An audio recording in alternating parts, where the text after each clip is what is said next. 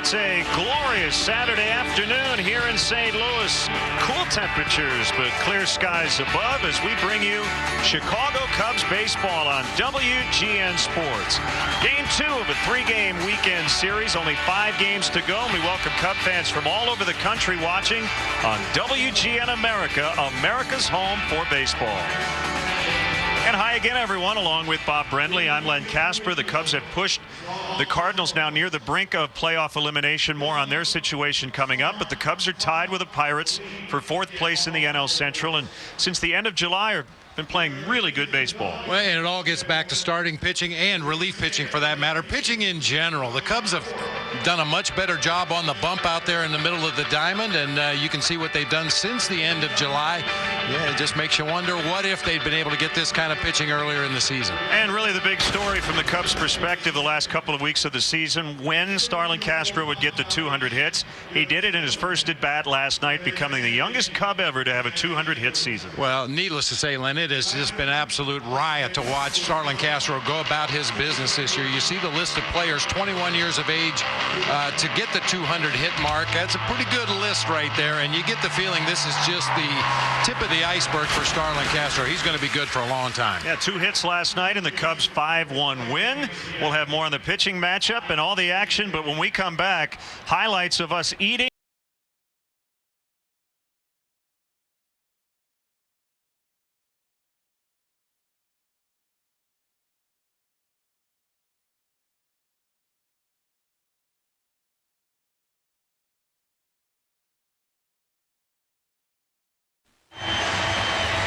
Chicago Cubs baseball in high definition is brought to you by Xfinity, only from Comcast.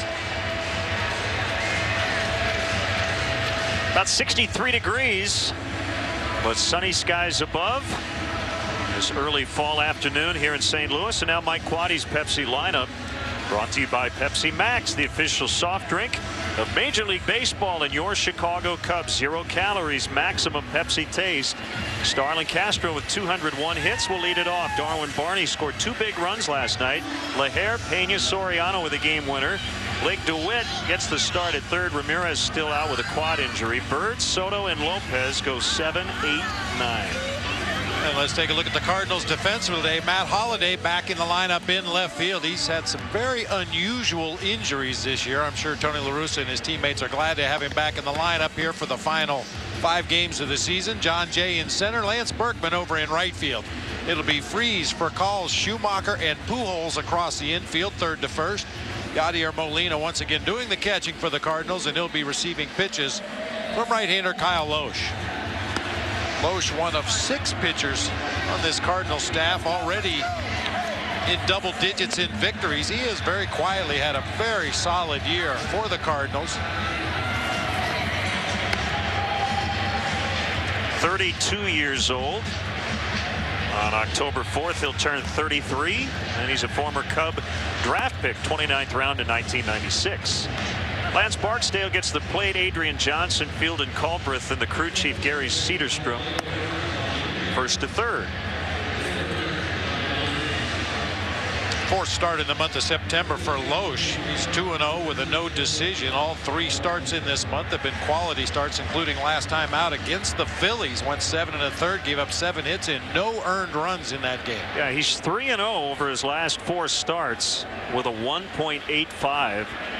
As the Cardinals are in a pretty desperate situation. They're 3 games behind Atlanta in the wild card race with just 5 to play, so their elimination number is 3. That's a combo of Cardinal losses and Braves wins. They are eliminated from the division race. Milwaukee clinching last night, and a called strike. We're underway.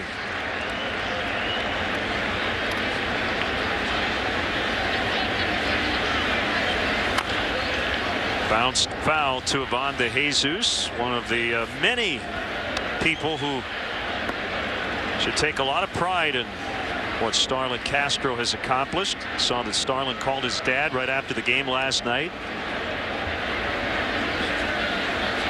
He's worked very closely with Ivan de Jesus over the last couple of years.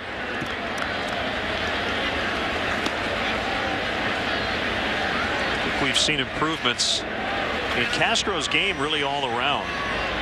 He was a very polished offensive player when he came to the major leagues, but we've seen defensive improvements this year, which is good to see. A lot of errors, but that's to be expected for a young shortstop who gets a lot of opportunities. Fastball missed, 1-2. And Lennon, we talked last night about the we'll call it an incident on the Sunday night game when Bobby Valentine called out the young shortstop for his lack of focus and lack of attention, and as we've talked about before, he apologized immediately. This time he'll ground to Schumacher at second, one down. But I think in a roundabout way, that was a very valuable lesson for Starlin Castro. This is a tough game to play, no matter how talented you are, and you do need to focus for 27 outs or more every night, every play, every pitch.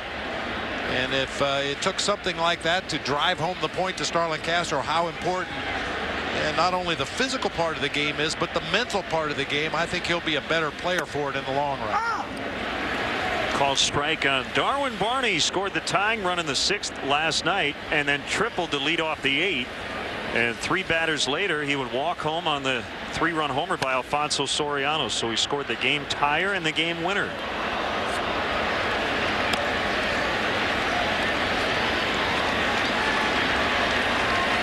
Barney surprised the Cardinals outfielders with that triple to the gap in right center last night. John Jay in center field was playing very shallow. Lance Berkman was guarding the line in right field, and Barney was able to hit it over everybody into the gap. That one will roll into center for his 3rd hit of the series.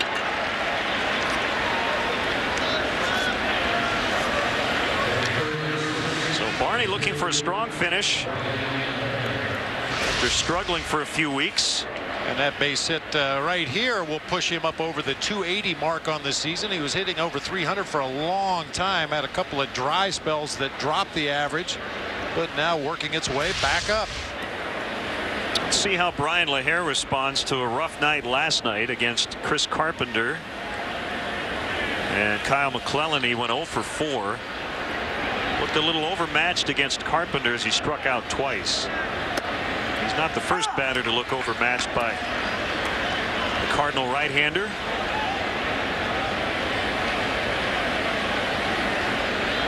It's all new. I don't care how old you are, how much experience you have in other places or in the minor leagues. Traveling to the big league ballparks, facing guys who you've been watching on TV for years, it can be a little intimidating at times and can throw you off your game. Because last night was really the first instance we've seen where Brian LaHair just did not look comfortable at the plate.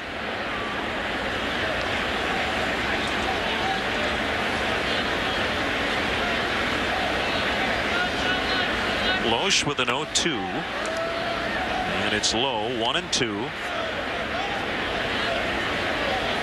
Loesch leads the Cardinals with his 14 wins, his career best 15. That was back in 2008.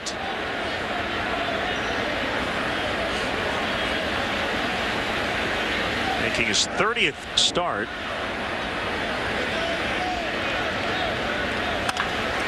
And line to right and a base hit. That'll send Barney around to 3rd. They're at the corners with only 1 out.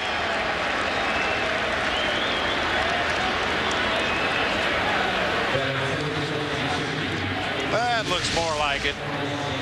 Loesch with the changeup that didn't get out onto that outside corner. Brian LaHair reaches out and hooks it back into right field for his first base hit of this series. And another good piece of base running that time by Darwin Barney, with Lance Berkman moving laterally in right field. He knew he could turn the corner and advance all the way to 3rd base.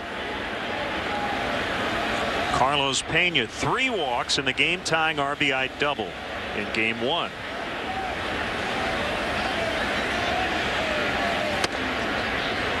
Called strike. You'll basically see a 3-pitch mix this afternoon from Kyle Loesch. A fastball, a slider, an occasional straight changeup. He also has a curveball, but doesn't use it extensively.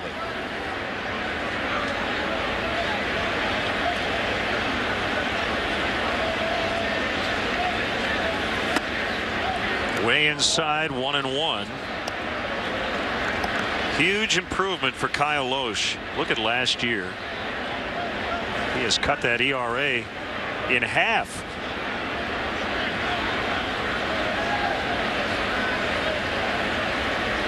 Made only 18 starts last season. A right forearm injury leading to surgery, and it cost him almost 3 months. Whenever you have an injury like that and a ballooning ERA, you have to think that they're related.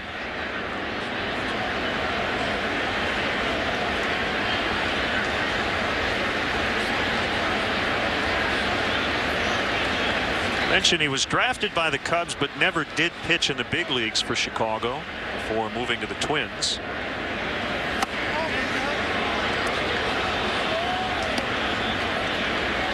He went to Minnesota in 1999 in a deal involving Rick Aguilera and Scott Downs, going the other way.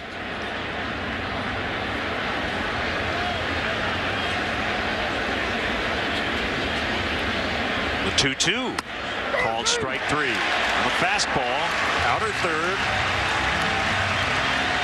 and a big one for Loesch, 2 down. He just missed with pitch number 4, just off the outside corner, made a slight adjustment, scooted that heater back another inch or 2, and gets the call from Lance Barksdale behind home plate. I think the strike zone is going to be very important, especially for Rodrigo Lopez today.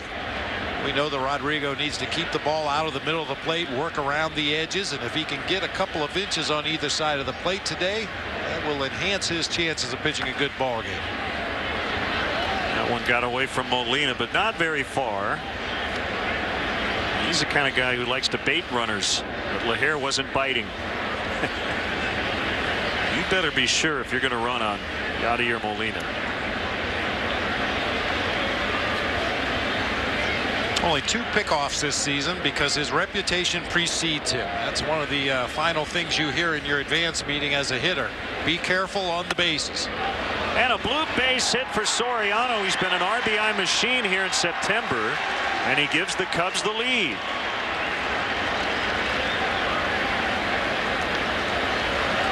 And Soriano continues his dominance of Kyle Loesch. He was batting .390 in his career with 3 home runs against the Cardinal right-hander before this base hit. He is the most popular major leaguer who doesn't wear a Brewers uniform in the state of Wisconsin right now. When he hit the 3-run homer last night, big cheers were heard at Miller Park.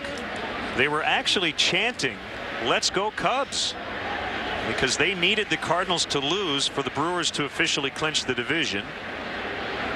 Their first division title since 1982.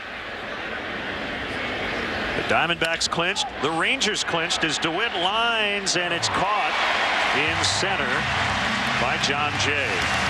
3 hits and a run with the Cardinals coming up.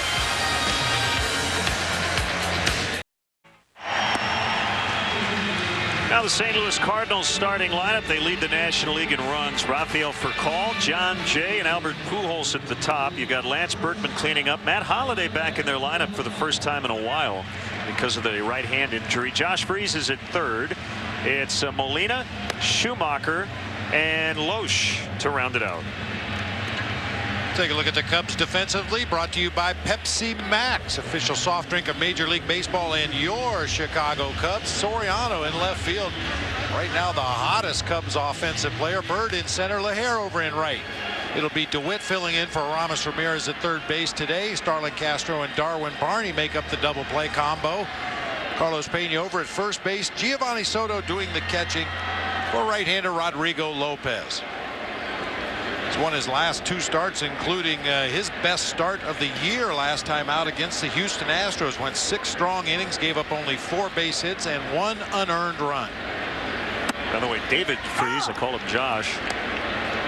Josh Freese is an excellent rock drummer, but I don't think he plays baseball.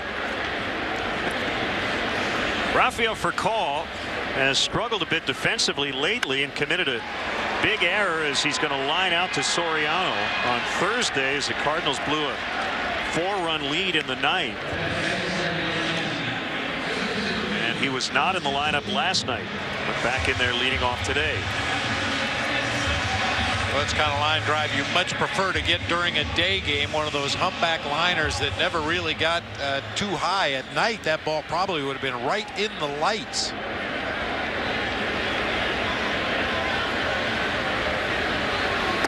Jay takes ball one low. He was in the leadoff spot last night and went 1 for 4 with a walk and was caught stealing. Right at an even 300. And a ground ball to Castro. And now Albert Pujols, who extended his on-base streak to 39 games with a double last night in the 3rd inning. And how about this matchup? Pujols in his first 12 career at-bats went hitless against Rodrigo Lopez. And then this year happened. After making it out on June 3rd to go 0 for 12, Pujols has hit a game-ending homer, has hit another homer, has singled, has been intentionally walked, has singled, and is homered. That's 6 for 6 with 3 home runs.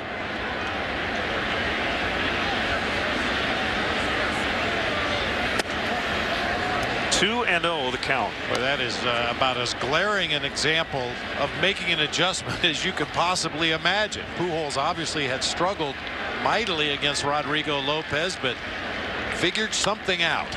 Well, it's one of the reasons why Mike Quade brought Lopez into the game in the bottom of the 10th on June 5th because of his previous success against Pujols. And then, of course, Pujols hit a line drive to left center to win it.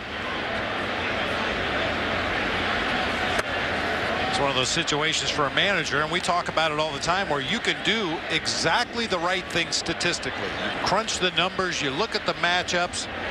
There was no question that that was a matchup that on paper appeared to be a good one for the Cubs. Sounded like he broke his bat as he flies out to Brian LaHare. Nice start for Lopez. Cubs lead 1-0 after 1. Well, Cardinal fans, they all wear red, so it's a little easier to spot the Cub fans when we come here to St. Louis. Marlon Byrd, first pitch swinging, and he hits a rainbow to center. That's John Jay for the out. The 27th annual Cubs convention will take place at the Hilton Chicago on January 13th, 14th, and 15th, 2012. Rooms are available now by calling the Hilton Chicago at 312-922-4400 and asking for the Cubs convention rate. Weekend passes will go on sale in early November. For more information, visit Cubs.com. First appearance in the series for Giovanni Soto, who had 2 3-hit games against the Brewers, as the Cubs took 2 of 3, won 11 of their last 18 overall. Starting action today, tied with the Pirates with identical 70 and 87 records.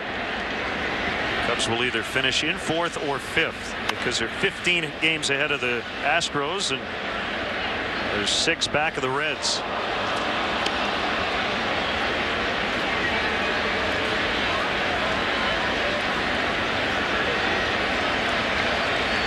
You can reach us at Len and Bob at Tribune.com. You can follow us on Facebook and Twitter as well. We hope you do.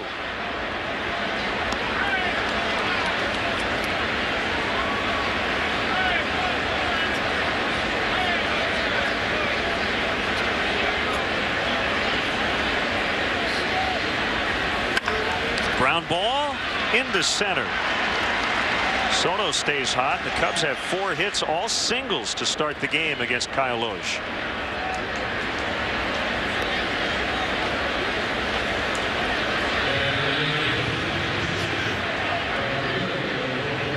Loesch had surrendered less than a hit per inning coming into this start today. He's getting a lot of very hittable pitches here early in the ball game.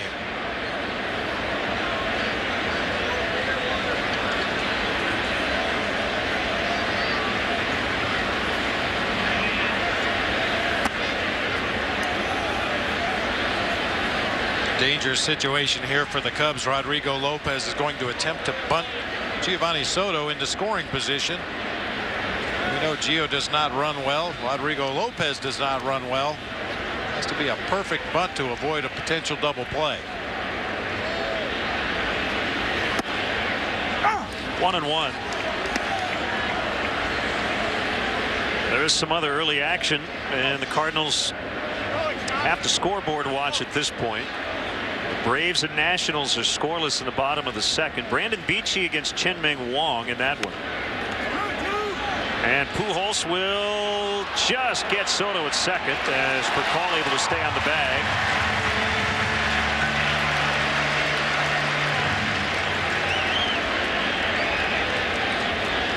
Now, fortunately for the Cubs, a wide throw that time by Albert Pujols looked like a possible double play. The ball was bunted hard to the right side. Pujols got to it quickly. However, his throw to second base pulls the shortstop way to the second base side of the bag. No chance to complete the double play.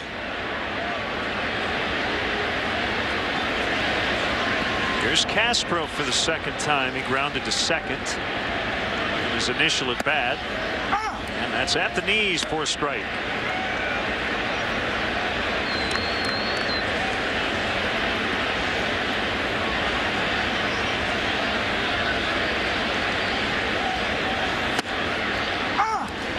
Most just 2-5 lifetime against the Cubs. 12 starts with an ERA of almost 6.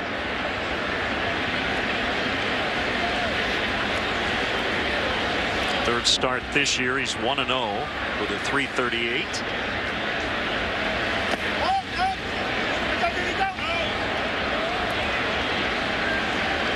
Hey, Cub fans, don't forget to check out our WGN Baseball blog on WGNTV.com. I have a post on the historic hit for Starlin Castro last night. We have game notes from stats. We recorded a new and season-ending podcast today that'll be ready for viewing on Monday at WGNTV.com. Called strike 3 on a fastball. And the inning is over. Cubs strand 1. They lead early, 1-0. Hey, Cubs fans, if you want to manage a game along with Mike Quaddy, log on to WGNTV.com right now and click on the WGN Sports Game Zone banner to connect to all the up-to-the-minute stats and information while you're watching at home. Game Zone is sponsored by The Great Escape, pools, patio sets, play sets, hot tubs, and more.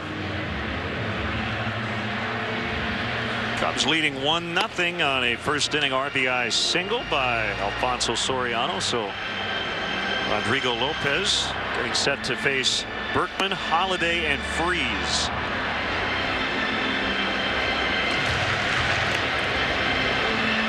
Actually able to walk back to the team hotel after the game last night, and I was not covered in sweat by the time I got back. That's a first in St. Louis. Just thinking about that, sitting up here with a jacket on for a day game in St. Louis. That was good. Highly unusual. Here is Lance Berkman, a couple of days after he inked a contract, and his uniform number is appropriate. $12 million in 2012. And he's probably going to be underpaid when you look at the season numbers he's put up. That'll be fair. Backhanded by Pena. Lopez gets to the bag. Nicely done by Carlos Pena. If you look at that deal, it's really a win-win for the Cardinals. They have Lance Berkman in the fold next year, whether it be as an outfielder once again or the odd chance that Albert leaves St. Louis. You can move him into first base. And you know he's going to bring that bat regardless of what position he's playing. Nice play by Carlos Pena. Lopez quickly off the mound to beat Berkman to the bag for the first out of the inning. And here is Matt Holliday back in the lineup for the first time since he came out of the game against Pittsburgh on the 13th with an inflamed tendon in his middle finger near the palm. He suffered it while swinging the bat in the on-deck circle. And as you said, he's had some bizarre health issues this year. He had to come out of a game earlier this season after a moth flew into his ear as Pena stays on the base and Holliday's out. He also underwent an appendectomy the day after the season opener. Missed about a week. The moth was the capper, though. I had a moth fly in my ear one time in a minor league game, but it just went straight through and came out the other side. No problem.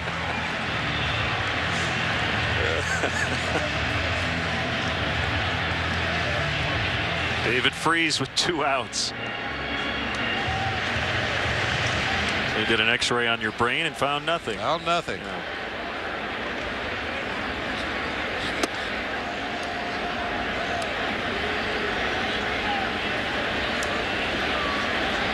Lopez looking for his 3rd consecutive win.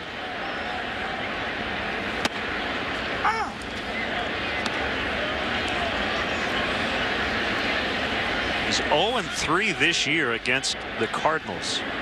So we're looking for a good outing finally against this team, and off to a good start.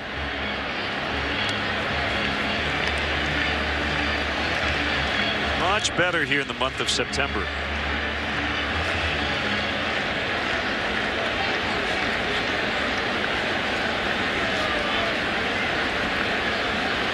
Here's his 1-2, and it's high.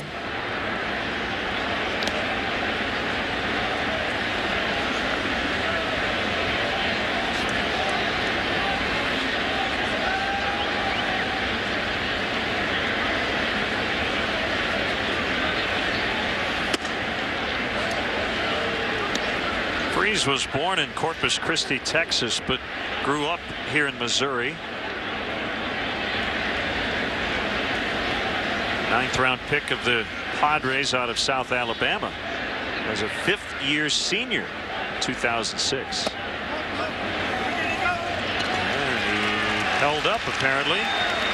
Adrian Johnson made the call at first. So that's their first base runner on a 2-out walk.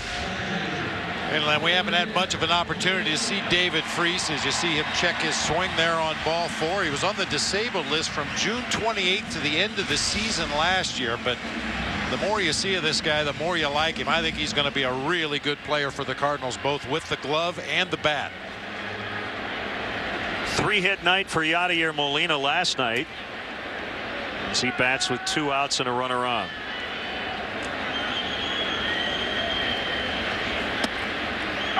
And he takes a breaking ball for a strike. He leads the Cardinals with his .305 batting average.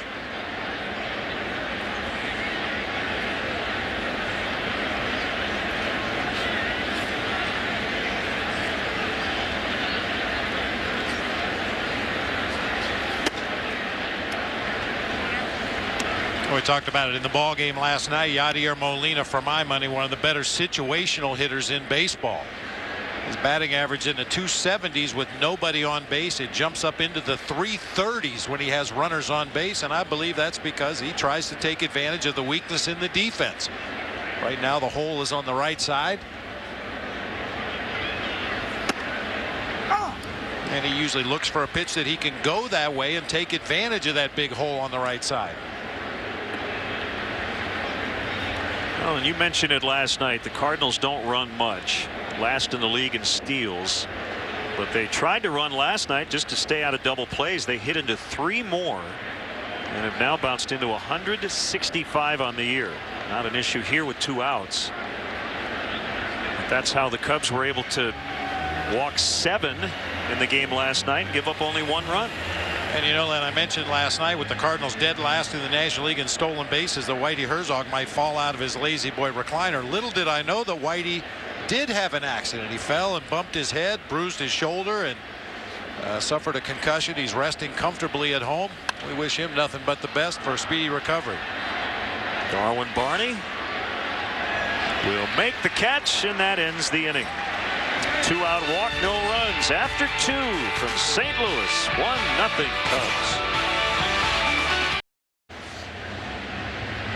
We have guests in the booth, Len. You've heard me talk about fishing here in St. Louis over the course of the summer, and it's our pleasure to have the best fishing guide in the St. Louis area and his daughter Stephanie. John, how you doing today? Everything okay? Okay, he doesn't have a mic on. He says he's doing fine. He is a man on an island, a huge Cubs fan down here in Cardinal territory, so he represents the Cubs very well down here. Very nice. Good to see Cubs blue in the stands here today. Darwin Barney got on and scored the first run, and the only run to this point. And he pops it up. Molina will make the catch in foul territory for the first out.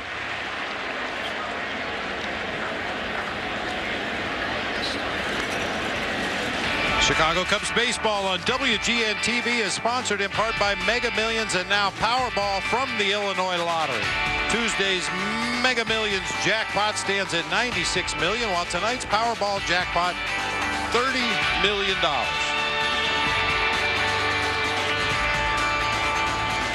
Brian LaHare 1 for 1. Ball one outside.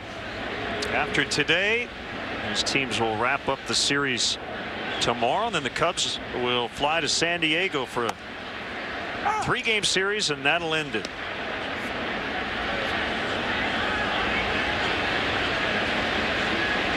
Padres are pulling up the rear in the National League West, 68 and 89. Let's see some new faces in that series that we didn't see earlier this season.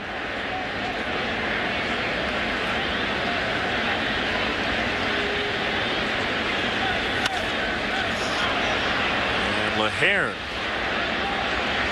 the shallow left, and it's Percal, the shortstop.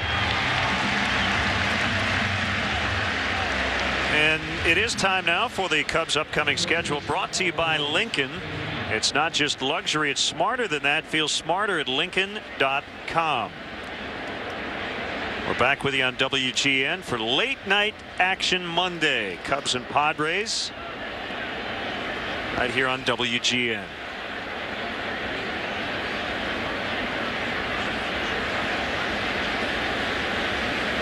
Pena took a called third strike in the first inning. And he bounces it foul.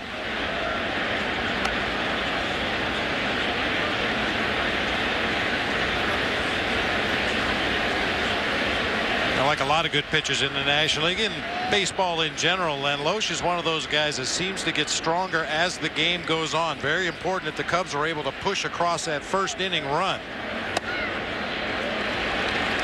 Mentioned he likes to use the slider and the straight changeup as his off-speed pitches, and once he gets the proper split between his fastball and his changeup, he can cruise. You have to take advantage of every early opportunity you get against the Cardinals right-hander.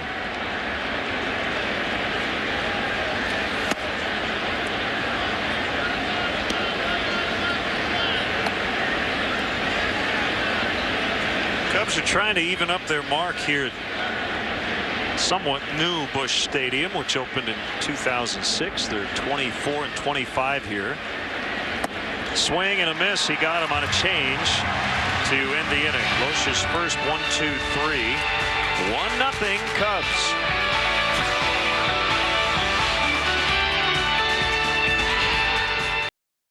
.75 pitch mark or so, things tend to unravel rather quickly. So a lot of early pitch swinging by the Cardinals. Hopefully Rodrigo will be able to get deeper into the ball game today.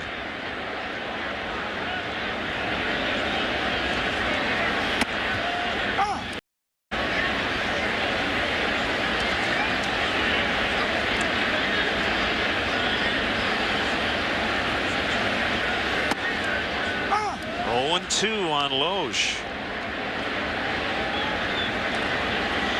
You see the numbers we were talking about for Rodrigo Lopez this season.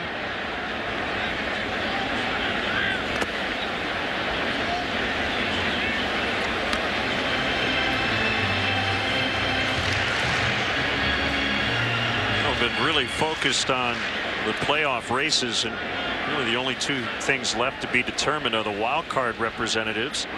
Red Sox were rained out last night. Tampa Bay lost. Over in the American League. But how about this? Matt Kemp has a fighter's chance at winning the Triple Crown in the National League. Tied with Albert Pujols with 37 home runs. He's the National League RBI leader by 6 over Prince Fielder. And right now, Bob, he's 3 points behind Jose Reyes and Ryan Braun in batting average. Kind of snuck up on everybody. He's had a magnificent season in what has been a disappointing year for the Los Angeles Dodgers. When you really think about it, they could conceivably have the Cy Young winner and the MVP from a team that's only 2 games over 500 going into play today. Clayton Kershaw, a big-time Cy Young candidate. Kemp leads the league in runs, total bases. Loesch bounces to Blake DeWitt. Long throw, safe. Loesch simply beat it out.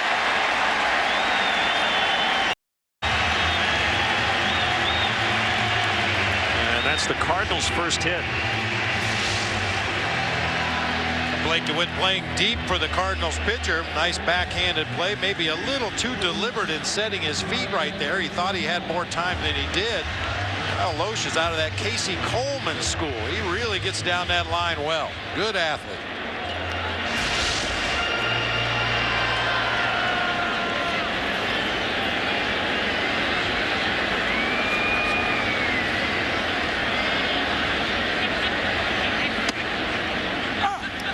Called strike on Rafael Furcal, who came over from the Dodgers. Trade deadline.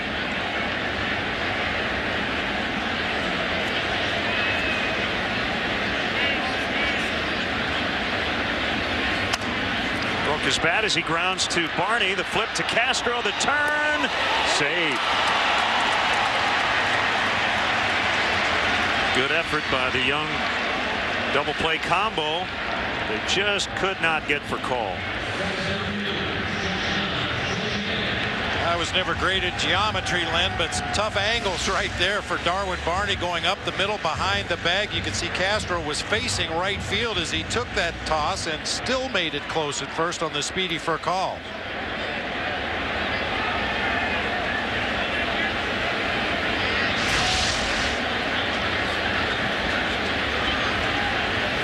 John Jay fouls off. This is something you rarely see, Len, with a guy like Rafael Furcal, who can run, maybe not as good as he once did, but still has very good speed. But Carlos Pena playing behind the runner at first base. That's because John Jay is a dead pull hitter. Cubs want to give themselves the best possible range on that right side that they can. Blown inside. And a ball and a strike on Jay.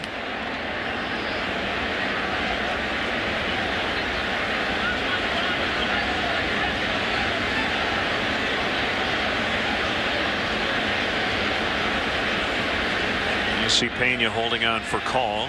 He's over 300 steals in his career. He was behind for the first 2 pitches of this at bat, and once the count went to 1-1, he's now anchored on that base. For call with a little twitch towards second base as Lopez delivered that pickoff throw to first base.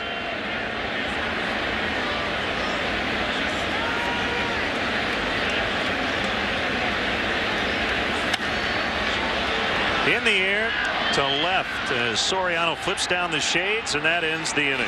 They get their first hit, but still no runs for the Cards. Cubs lead them 1-0.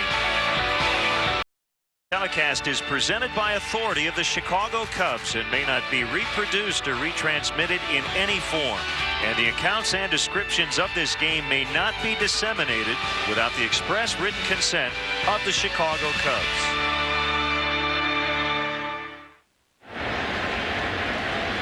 Cubs lead the Cardinals 1-0 after beating them 5-1 to open up this series last night. Strike on Soriano has a couple of go-ahead RBIs already in the series. Inside 1-1. Working quickly. Fly to left. Holiday just onto the warning track, and he has it.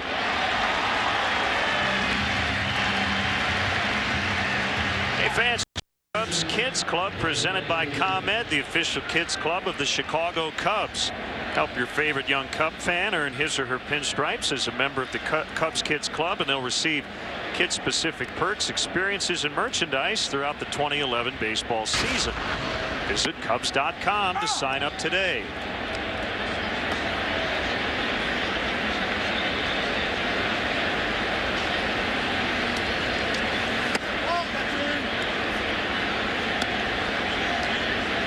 John and Andy Pickert and Loris Schulte in from Norway, Iowa. Rooting on the Cubs this afternoon.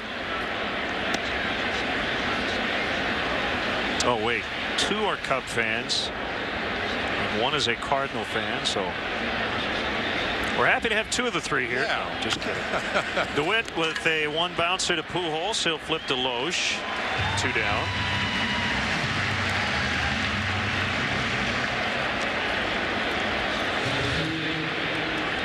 With 2 outs, it's Marlon Byrd.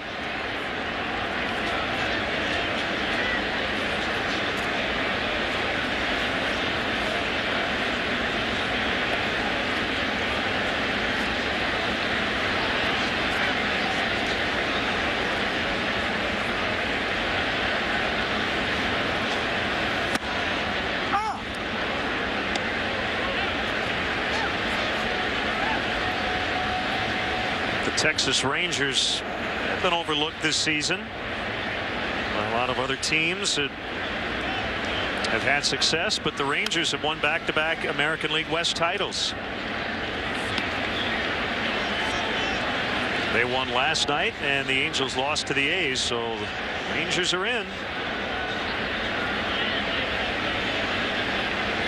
Rangers lead the American League in team batting average by 1 percentage point over the Boston Red Sox. In the upper third in pitching and the lower third in defense. And they're the reigning AL pennant winners. 1-0 Cubs. The McDonald's Daily Double is back for just $1.89, but you don't have to remember it to love it. Prices and participation may vary for limited time. A la carte only.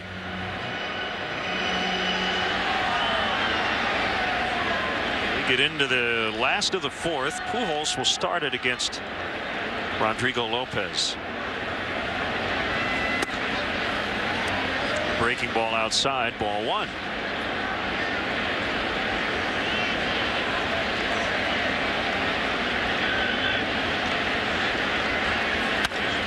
Sharply hit ground ball, picked up by Barney, was shaded up the middle. 1 away. Let's step aside and see what's coming up on WGN. Here's today's Grand Slam giveaway contestant.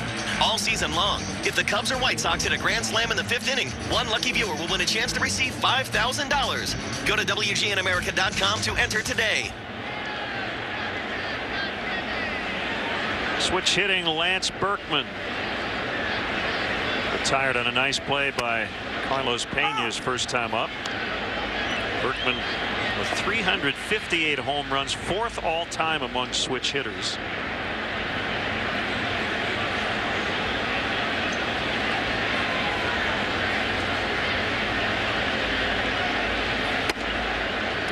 Fastball rides inside.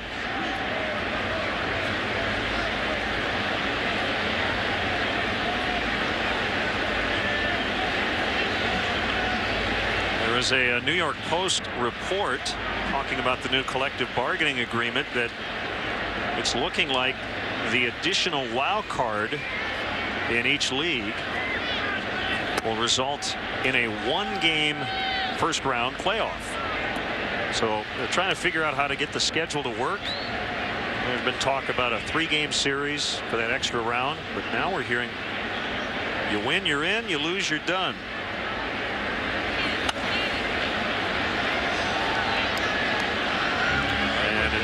Still could possibly happen next year, but no later than 2013. Add some excitement to the, in my opinion, already most exciting time of the year, the postseason in baseball. We talk a lot about must-win games during the course of the regular season, but if you're talking about win or go home in a 1-game playoff, it doesn't get any more tense than that. Game 1 becomes game 7. Yep.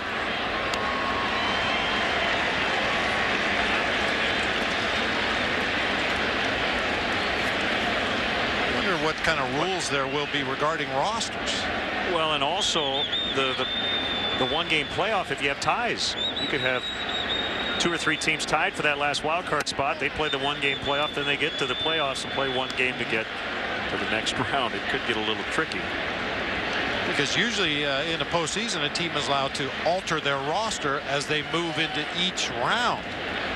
You can change your roster from the division series to the league championship series, and then once again into the World Series.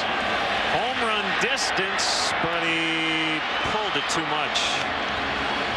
In a one-game must-win playoff situation to get into the division series round, you could conceivably go with your best starting pitcher and 4 or 5 relievers and load up on potential pinch runners and pinch hitters, defensive specialists. Something to kick around.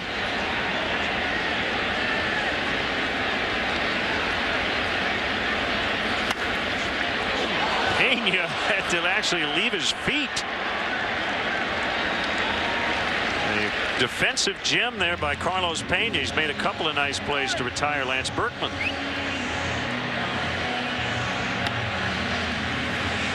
When you see where this ball kind of got up and in on him, it really was defense. Yeah.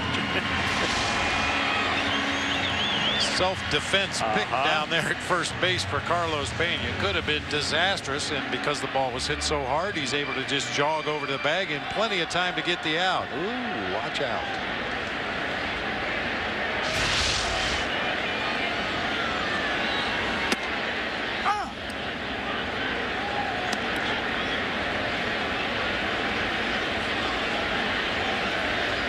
One strike on Matt Holliday. Back in action for the first time in over a week. 1-1.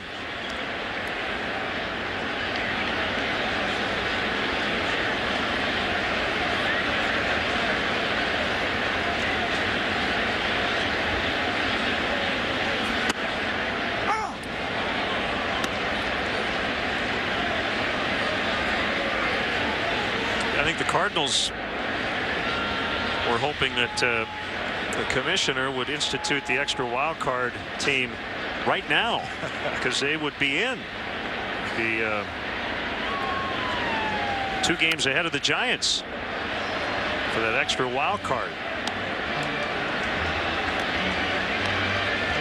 We've been looking at a 1-game playoff against the Braves.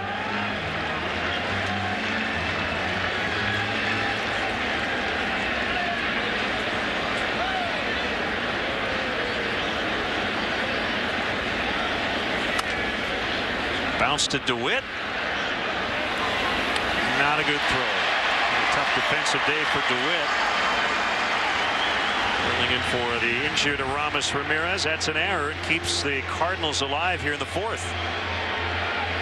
Pena made a nice play to save an error on a high throw earlier for Blake DeWitt. Pretty routine 2-hopper. Has plenty of time. Just airmails that ball across the diamond, and Pena in midair as Holliday crossed the bag.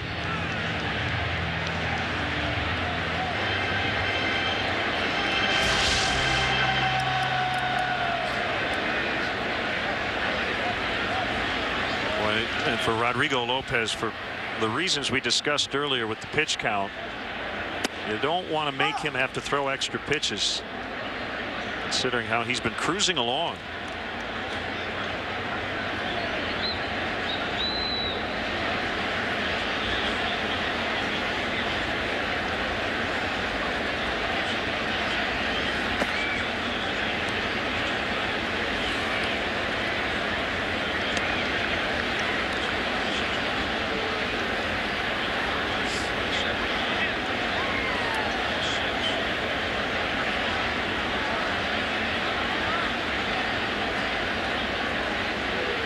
Lopez ready for a 1-1 right down the middle. 1-2.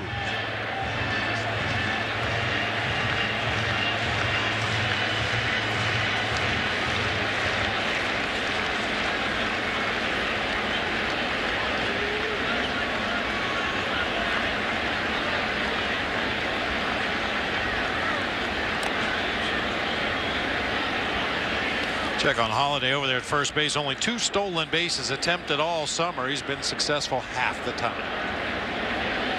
Do the math. Why do you make me do the math on an early Saturday? Brain's a little slow as it is.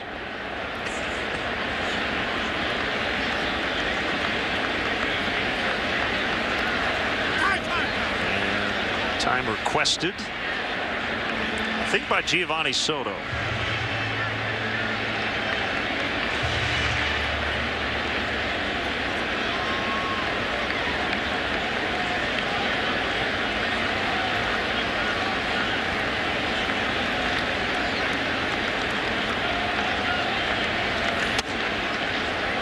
We talked about it in the ball game last night, the way the Cardinals coaching staff at times can be intimidating in their efforts to steal signs. Watch how Giovanni Soto gives his signs to Rodrigo Lopez. He has his shin guards pointed almost down to third base to make sure Dave McKay, the first base coach, can't see anything. And then he protects those signs with his catcher's mitt from Jose Oquendo at third. And a base hit for Freeze. Throw goes to third. Matt Holliday, with a ball right in front of him, tried to take the extra base with 2 outs. That's a Cardinal sin, no pun intended, making that third out at third base. Soriano nailed him. Still 1-0 Cubs.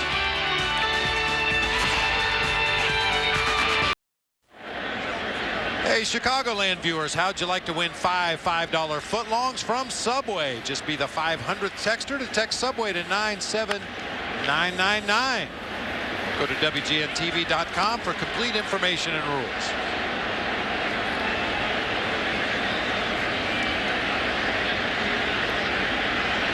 Cubs leading 1-0. Matt Holliday thrown out trying to get an extra base. That is foul. He's already in scoring position with Yadier Molina coming up. Occasionally you can explain it away if the ball's hit to right field or right center field when the play is behind the runner. But as you mentioned, that play was right in front of Holliday. Had a good look at the entire play. No bobble or anything by Alfonso Soriano. Just bad judgment on the part of the Cardinals left fielder.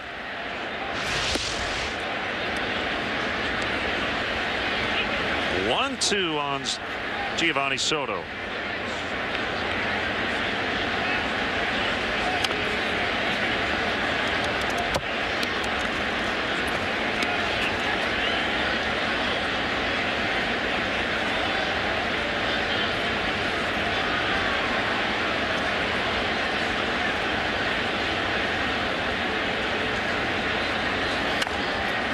Chopper to the left side for call. They'll throw him out.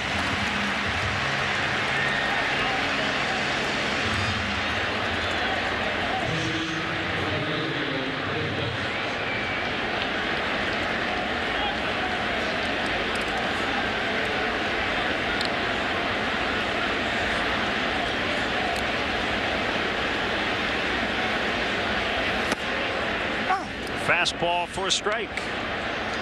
Tony La Russa, 16th year with the Cardinals, 33rd in the majors.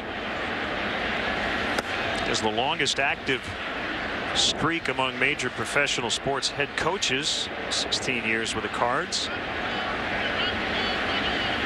Third on the all-time managerial wins list with 2,724. Second all-time in games managed. Only he and Connie Mack have managed more than 5,000 games. He's got a ways to go to catch Connie Mack, though. He's at 5,093.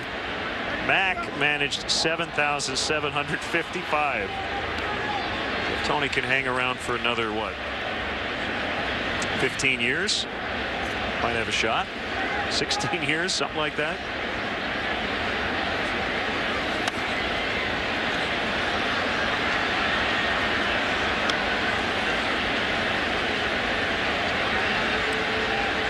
Tony has occasionally rubbed opposing teams the wrong way. Occasionally he's upset the media here in St. Louis or in Oakland before that.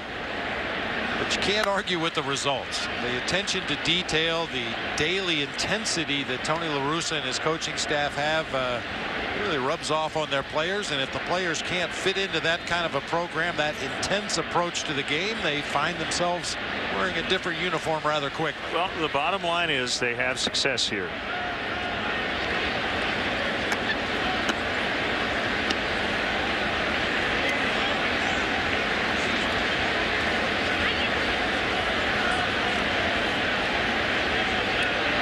Seems like every year there are questions about whether or not Tony will be back. Every year he's back. Swing and a miss, strike three.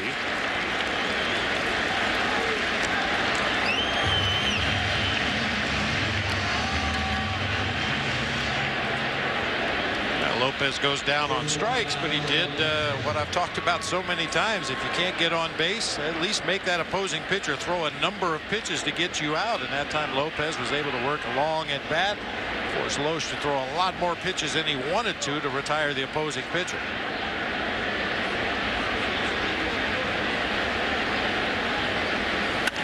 Castro, base hit. Number 202.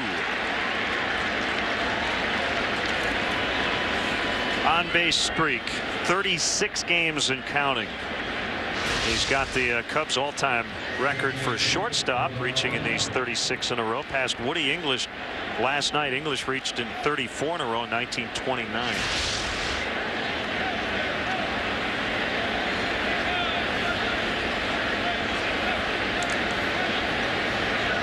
Here's Barney.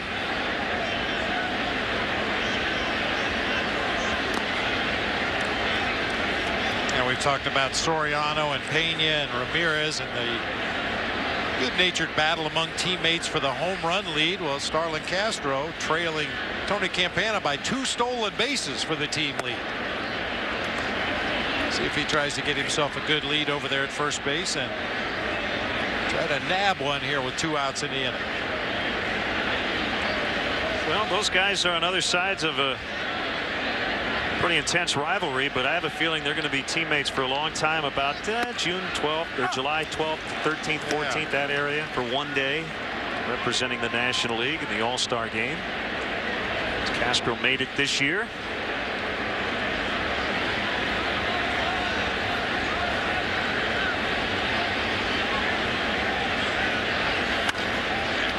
This will end the inning as for call gets Barney. Well, the pitchers have been the story early on. The Cubs lead here in the 5th, 1-0. The 2011 Chicago Cubs baseball season on WGN is brought to you by Bud Light. The sure sign of a good time. Here we go. Wizard of Oz. Hall of Famer Ozzie Smith went into the Hall in 2002.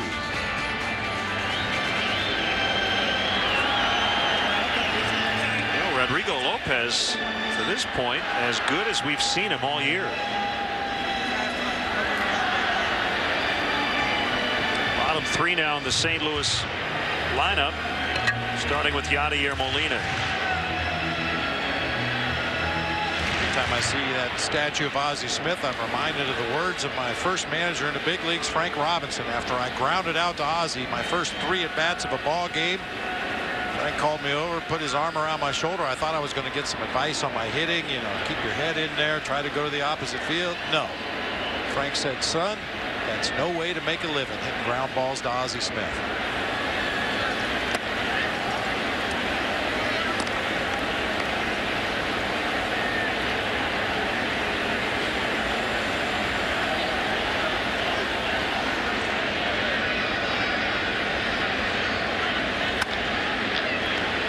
DeWitt will get Molina.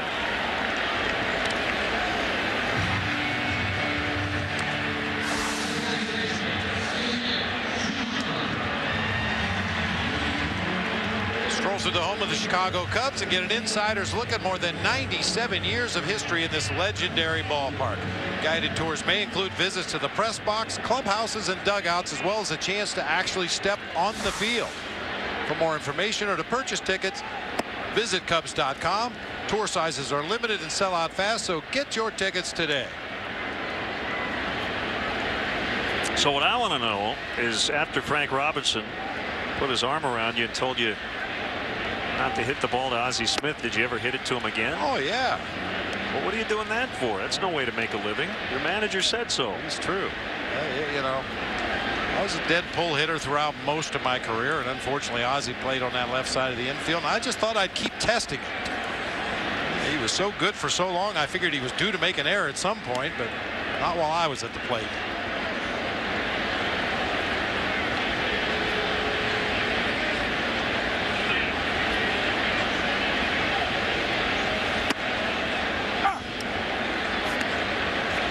It's like that advanced meeting where you talk about the hitters on the opposing team, and you say, you know, don't challenge him with a fastball when you're behind in the count. The pitcher says, yeah, but he hasn't seen my fastball.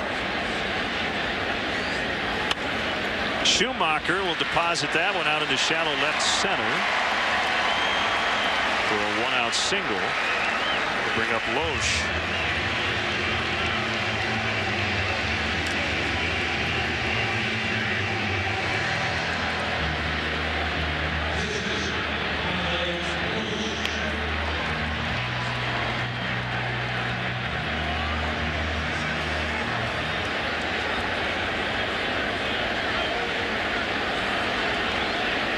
Loesch already squaring the bunt. He'll pull it back. Just like he said last night, Chris Carpenter. Squares again, pushes that one to Pena, who will throw it to Barney for the out.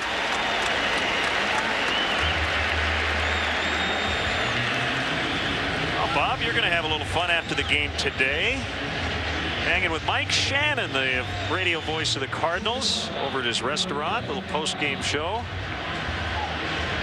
I'm sure you won't be hungry after you do the radio show today. And it's never dull with Moon. I'll tell you, he'll ask not only the tough questions, but the ones that kind of make you a little uncomfortable. It's a very casual, informal environment over at his restaurant, but he's not afraid to put you on the spot. Always walks into our booth at the beginning of a series with his recorder in hand and says, "Where's Brenz? Can you give me 3 minutes?" Well, I know Mike and all of us feel the same way, but he misses Ron Santo. They were very, very close. That was must-hear radio when Mike Shannon and Ron Santo would get together off the air to talk about baseball and other subjects. Man, oh man. Well, you could never put it on the air. No. A lot of the verbiage, but you'd love to be a fly on the wall for that conversation.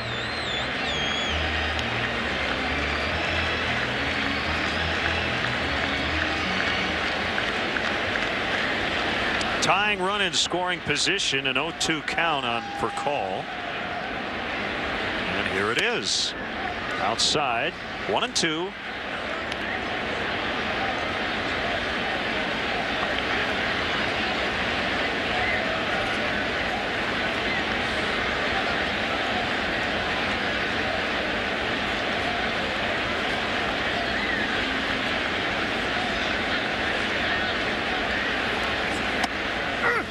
Strike 3.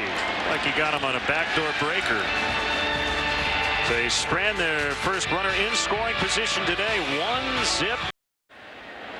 Time for our Xfinity HD shot of the game. The world's largest croquet wicket down on the banks of the Mississippi River. For the last time this year, I'm going to offer my suggestion to the state of Illinois to build a huge statue of a gentleman in Bermuda shorts and black socks and sandals with a croquet mallet on the other side of the river. I think that would be appropriate. Chicago Cubs baseball is brought to you by Xfinity, only from Comcast.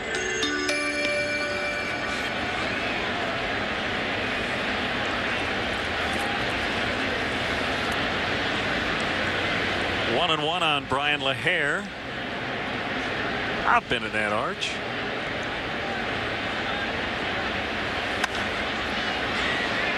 Off of third. Long run for Freeze and for Call, and nobody will get it.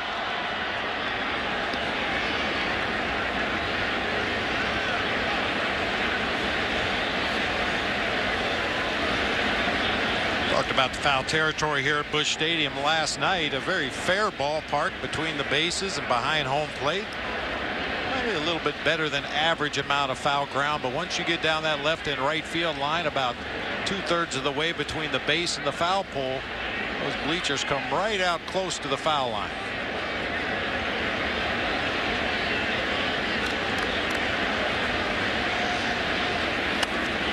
St. Louis has been working ahead in the count most of the afternoon. Cubs got him early, 3 singles in the first inning. He's thrown 76 pitches and has only missed the strike zone 21 times. Sometimes when you are throwing strikes, you'll give up hits. There's another one. Second one for LaHare. Cubs have the leadoff man on for the first time.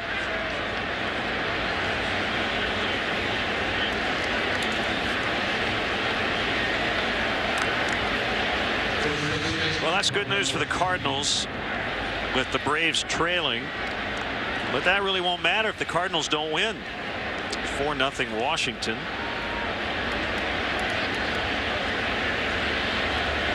The Cardinals hope to get the deficit back to 2.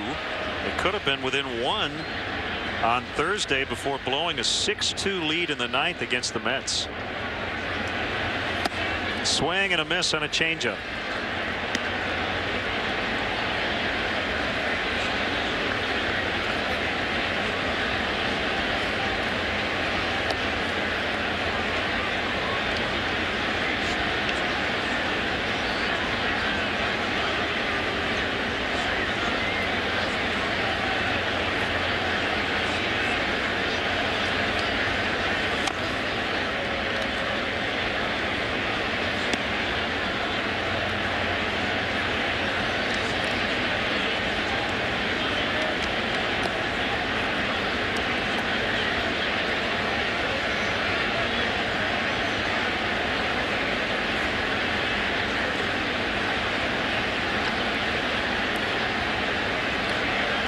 To Pena with LaHare at first. Short lead being held on by Pujols.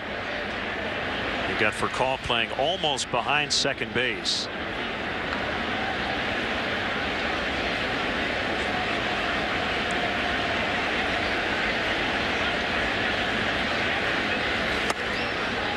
The fastball is outside.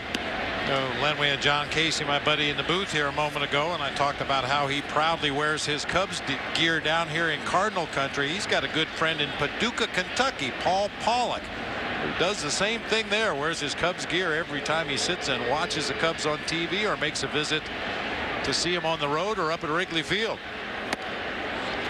Swing and a miss on a changeup. Rough day for Pena. He struck out all 3 times. Let's step aside and see what's coming up on WGN. It's one-note mystery and one-note justice. Watch Law & Order Criminal Intent all day Saturdays, starting at 9 a.m. East, 6 West on WGN America. Cubs leading 1-0 on the Soriano RBI hit in the first inning. He bats here in the 6th with a man on. And it's a ground ball, fair, backhanded by Freese. They get 1, and the relay throw bangs off the barrier in front of the Cardinal dugout. No error on Schumacher. 2 down.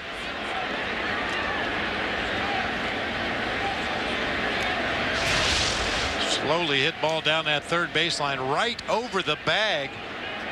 Freese elects to try to get the lead man at second, which he's able to do, but then Schumacher's throw bounces off the facing of that first base dugout. Very uncharacteristic for a St. Louis team to be in the bottom 3rd in the National League in fielding percentage this year, but they've thrown it and kicked it around pretty good this season.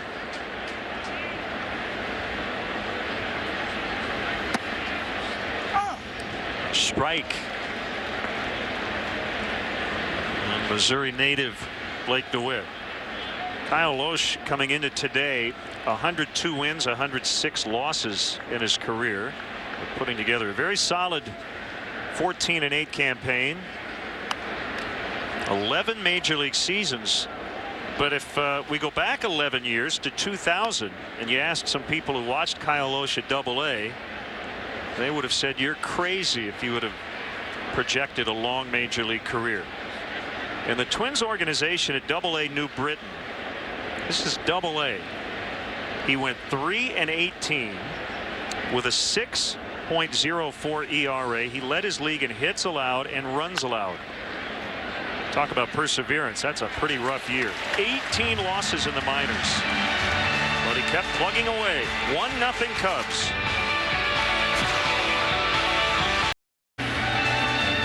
Time now for our Honda Games summary. Visit your local Honda dealer today to test drive the 2011 Honda Cross Tour, available with 4-wheel drive. Rodrigo Lopez has been outstanding. Been efficient. He's given up just 3 hits. Kyle Loesch has gotten better as the game has gone along, but he gave up a first-inning run. And that right now is the difference. And with Lopez starting the 6th inning, there is some action in the Cubs bullpen, as that one hopper will be played by Castro, and he gets John Jay. I think because of the past struggles for Lopez when he's gotten to this part of the ballgame, Mike Quaddy with a 1-run lead doesn't want to wait, so James Russell is playing catch.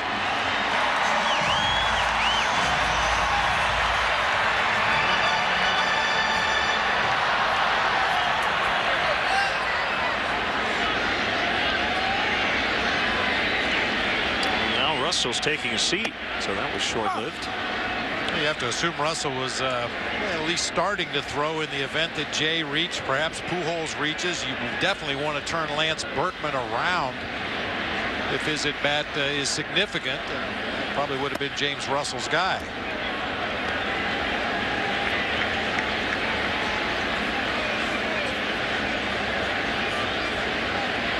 Pujols, couple of RBIs away from 100.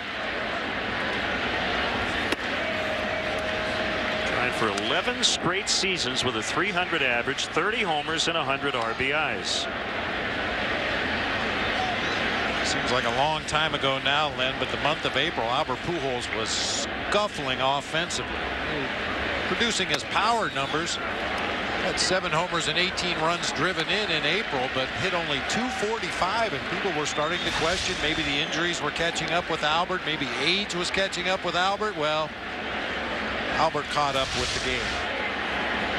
He was below .300 all year until getting to .301 on September 16th as he takes a walk and has now reached in 40 straight games. It's the longest such streak this year in the majors. Pretty significant hike in the batting average after the break.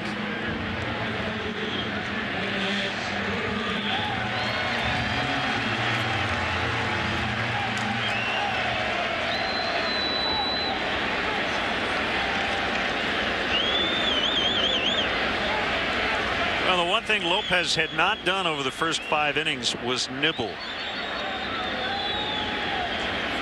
And in this part of the order, if he starts to do that here, he might get into some trouble. Certainly you can understand it on Albert Pujols in a 1-run game, nibbling a little bit to him, trying to be extra careful. Take your chances with the next hitter. Lopez has done pretty well career-wise against Lance Berkman. And a base hit, 2 on, and Pujols is going to make the turn. Here's a throw by LaHair. It's cut off. Good read by Pujols on a ball that was not hit very hard. And the Cardinals are in business, 1st and 3rd, with 1 out. If you know the depth of the outfielders and where the infielders are playing as a base runner, you can get good jumps. You can see Pujols was 3/4 of the way to second base before that ball even got out into right field. No chance for LaHair to throw him out at third. That's just good forethought on the part of Albert Pujols to know where the defenders were and read the ball off the bat.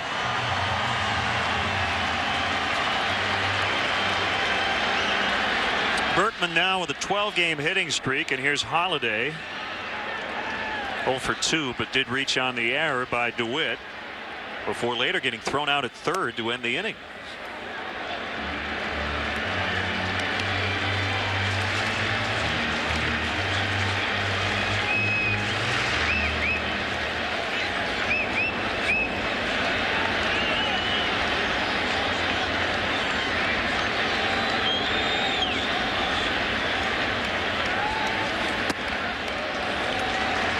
How many double plays did they ground into last night? 3 last night. Really? Yeah, a lot of traffic on the bases for Ryan Dempster last night, but 3 times the Cardinals grounded into double plays. Rookie John Gobb is the lefty, and hard-throwing Andrew Cashner, the right-hander. 2-0 to Holiday as Lopez has been working from behind the count throughout this inning. Fouled back. Holiday himself has grounded into 21 twin killings this year. They are 1 away from tying the National League record set by the '58 Cardinals, who hit into 166 double plays. Major League record is 174. The 1990 Red Sox. Swing and a miss. Got the invisible. Like it was up a little bit, 88 miles an hour, and Holiday just missed it. Up on the inside part of the plate. Holiday with that leg kick occasionally will get behind the timing necessary to make solid contact, and that time swung right through a high fastball.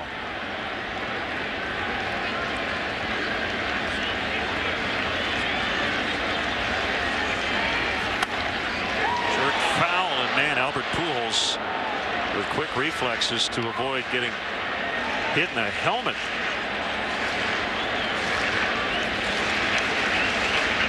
Every time we see that, we're required by Major League Baseball to say that that's why the runner leads off in foul territory. Pujols happened to get struck by that batted ball in foul territory. It's just a foul ball. If he's in fair territory and gets hit, he is out. Ground ball. DeWitt will pick it up. And Pujols here with, I think, a fairly smart maneuver as he stays in the rundown long enough to keep the inning alive. Now you're taught to go on that play, but Blake DeWitt saw him, and instead of trying to turn the double play, Bob, he went for Pujols. Was that the right play? No. That's a hard hit ball right at the third baseman. A tailor-made double play ball. Turn that one up the middle of the field right there. I think Blake DeWitt had trouble finding the grip on the baseball, and rather than risk an errant throw to second base to initiate the double play, he wanted to make sure to get the out. He saw Pujols was off the bag. Unfortunately, the Cardinals, with heads up base running behind Pujols, now have 2 runners in scoring position with 2 outs in the inning. Giovanni Soto really could have run Albert all the way back to third base that time. Berkman had come around from first, was standing on third base. There was nowhere for Albert to go. Didn't really need to risk that one more throw. Just run him all the way back to the bag and get the out.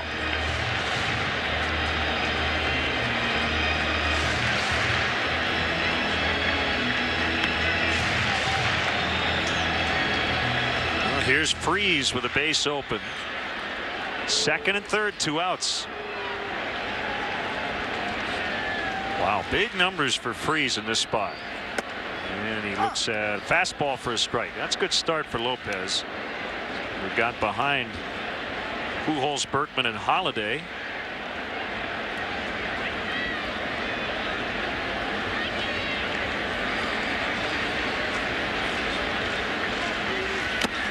Foul tip, strike 2.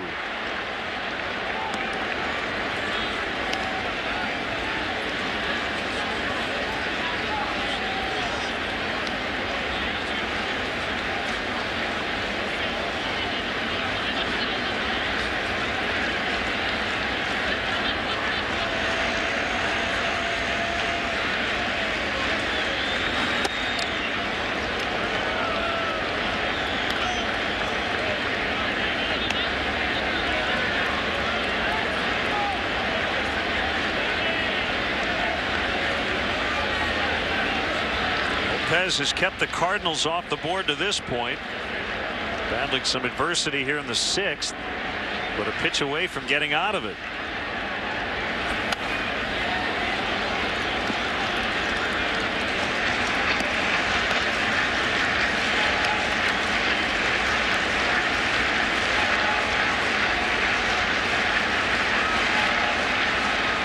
Man, that's a lot of one-run decisions.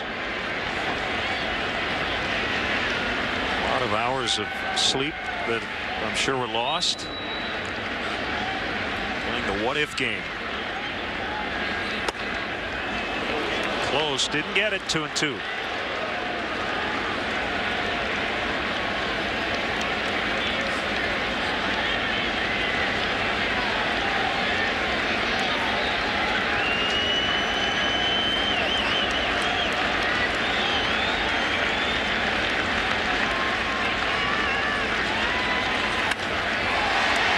Center, Marlon Byrd makes a grab. Lopez pumped up as he gets out of the inning. They strand a pair. Still 1-0 Northsiders. Let's take a look at today's Bud Fan Cam. It's the end of the world as we know it. It's the end of the world as we know it. And I feel fine.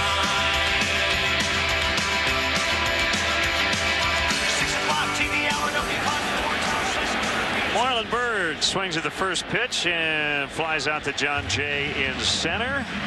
REM making news earlier this week. They have called it Splitsville. It's the end of the world as we know it. It's the end of the band as we know it. What a run they had. That's our Bud Fan Cam. Great times are waiting. Grab some buds.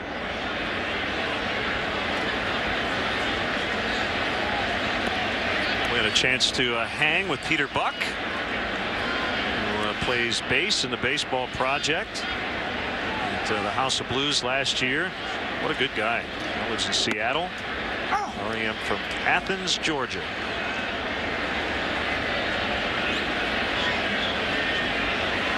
Second best Athens in the United States, right after Athens, Ohio.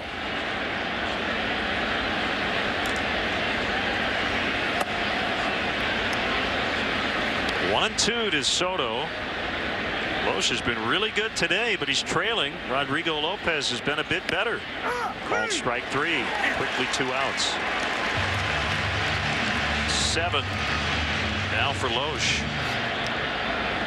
And Tyler Colvin, who has been used sparingly here lately, will bat for Lopez.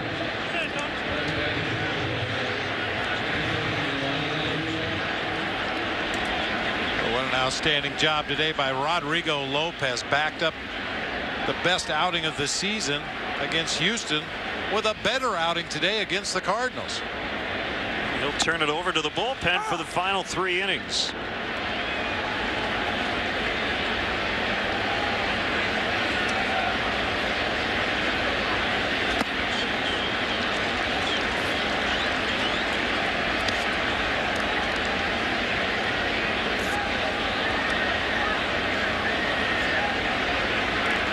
Go for Colvin here lately, and as he has struggled, the playing time has decreased.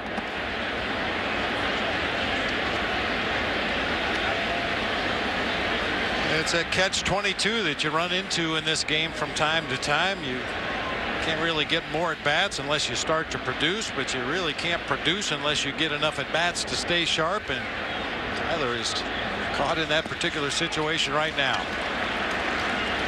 And Molina will fire to Pujols to complete the out. 8 strikeouts for Loesch. They will get up and stretch as Andrew Kashner will come into the game. 1-0 Cubs.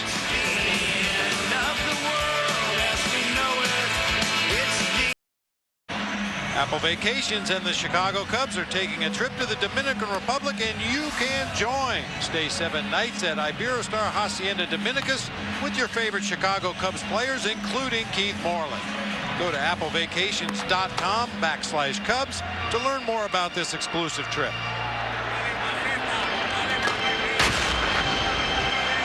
Ooh. Joe Dirt.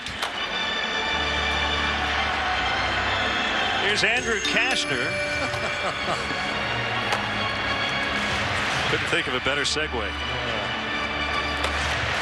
He's back in the mix, but pitching in short relief after missing most of the season with shoulder issues. And he'll face Molina, Schumacher, and most likely a pinch hitter for Kyle Loesch.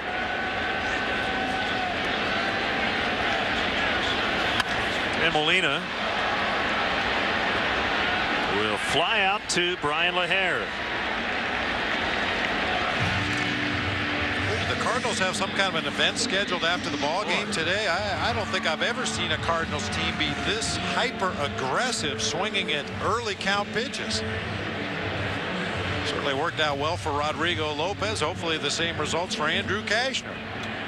That was Schumacher now in the batter's box. Daniel Descalzo, left-handed batters on deck for Loesch, who at this point would take the loss, even though he gave up 1 run in 7 innings.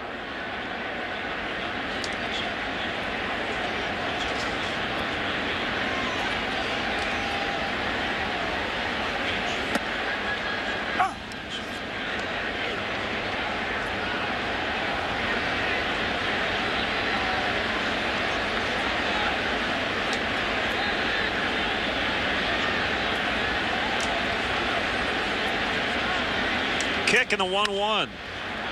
Popped into shallow center. Bird running hard. He dives and he makes a catch for the out.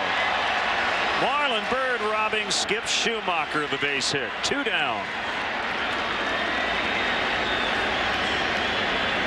In his time here with the Chicago Cubs, that has been Marlon Bird's signature defensive play, coming straight in, this time on a little floater, making that diving catch, coming straight in toward the infield. Not an easy play for any center fielder, but Marlon does it as well as anybody. 2 quick outs for Cashner. Now Descalzo. 0 for his last 9.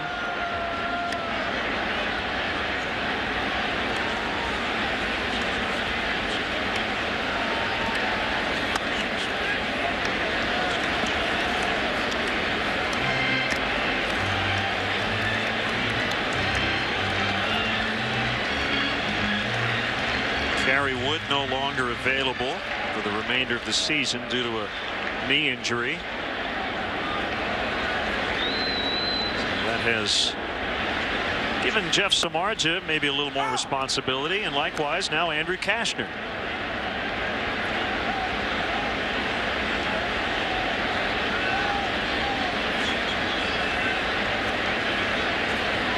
And left-hander Sean Marshall pitched a scoreless 8 last night. He's getting ready, and probably see him in the 8th as Descalzo strikes out. Cards go 1-2-3. 1-0 Chicago.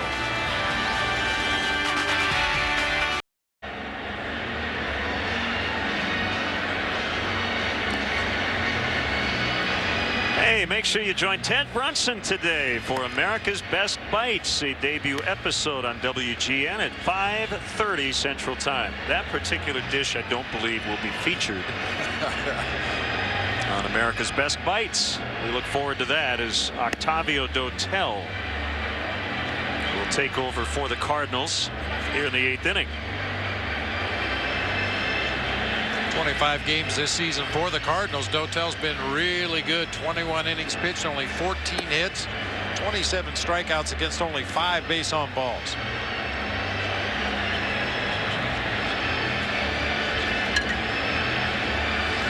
Another run or two wouldn't hurt anything here. Be the top of the Cubs order. Starlin Castro to lead it off here in the top half of the 8th inning.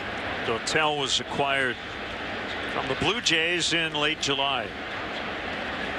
4th deadline trade of his career.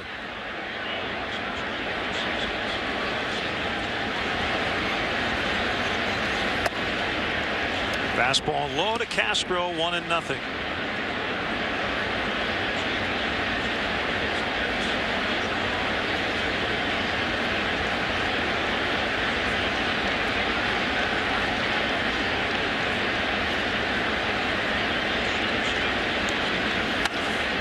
Fly ball to right. Lance Berkman. Easy play. Follow the Chicago Cubs with the MLB.com @Bat 11 app for your iPhone, iPad, Android, or BlackBerry. Get live audio, pitch-by-pitch tracking, video highlights, and more. Text at BAT to 31826 or visit Cubs.com for details.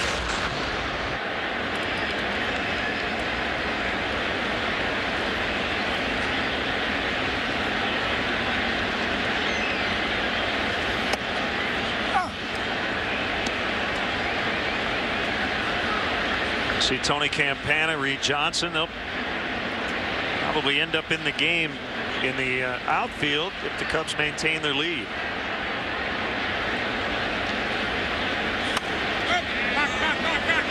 Foul. Pop Molina didn't see it at first. Ultimately did not have a play.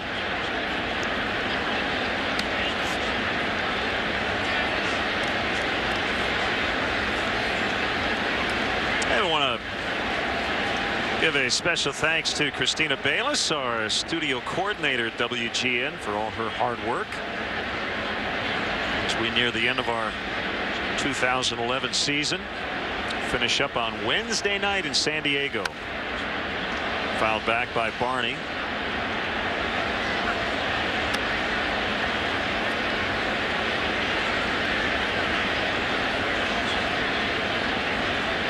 Washington still leading the Braves. It's now 4-1 in the top of the 7th. Brandon Beachy and Chin-Ming Wong, the starters, are still in there.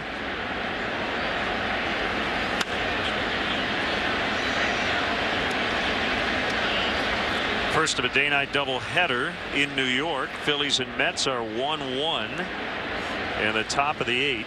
Phillies not only have clinched their division, but home field advantage throughout the playoffs. They're trying to snap those 6-game losing streak.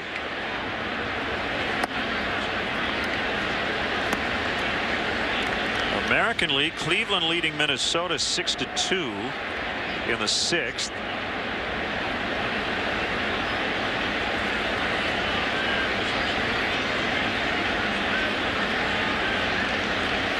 The Yankees and Red Sox in New York will be getting underway shortly. Barney strikes out. Sox and Yanks will play a doubleheader tomorrow. John Lester and Freddie Garcia, the scheduled pitchers today.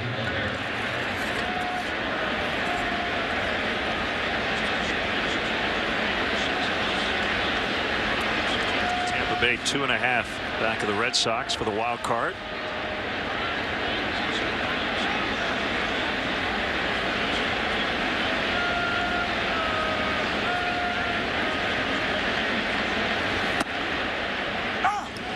Strike on Brian LaHare.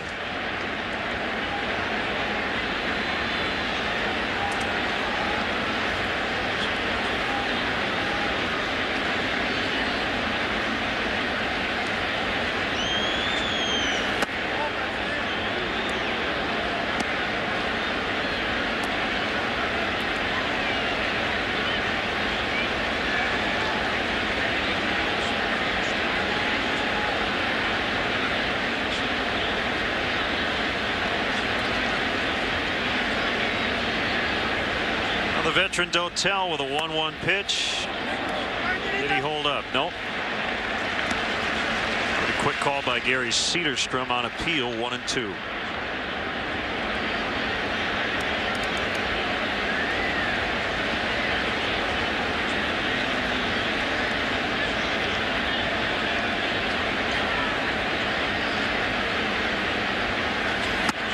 Swing and a miss. He got him. And the Cubs are done in the 8th.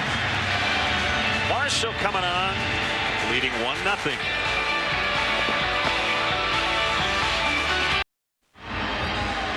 Well, Alfonso Soriano with a game-winning 3-run homer last night. Maybe a game-winning RBI single in the very first inning today. Cubs still need to get the final 6 outs. Reed Johnson's now in for LaHare in right. There's Sean Marshall, who's already set a Cubs single season record with his 32 holds. He's looking for number 33. Game number 77 on the season for Sean Marshall. Yeah, what's been a largely disappointing season. If there is one strong positive, it's been the work of those guys down there at the tail end of the bullpen. Marmol's been inconsistent from time to time, but for the most part, the combination of Kerry Wood earlier in the season and now Andrew Cashner and Sean Marshall has been consistent as any setup reliever in the game.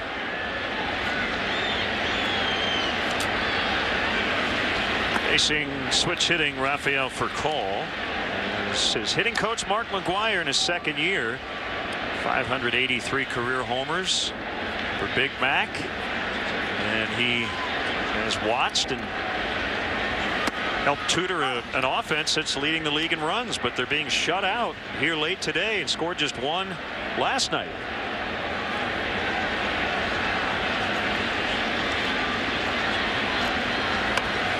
Bunted foul. 1-2.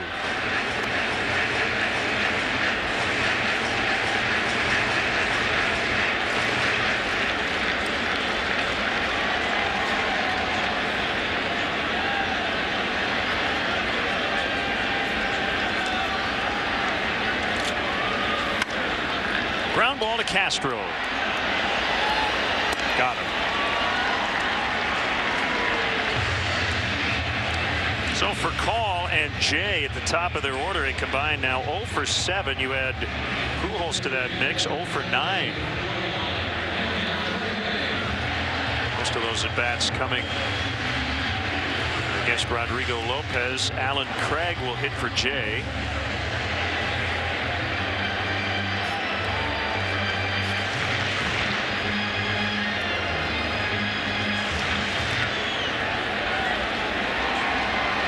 Bullpen quiet, so when Tony La Russa makes moves like this, he knows that Mike Quaddy's not going to bring in a right-hander.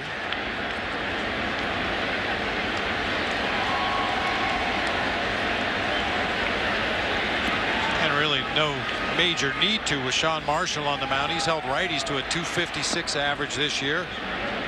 Lefties hitting only .206 against Sean Marshall.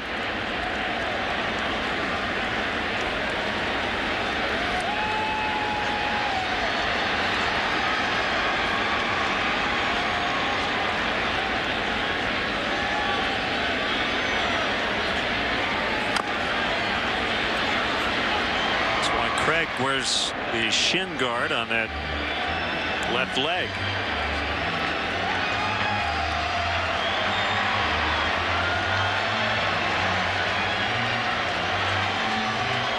So a lot of guys should probably wear it before ever needing to, if you know what I mean.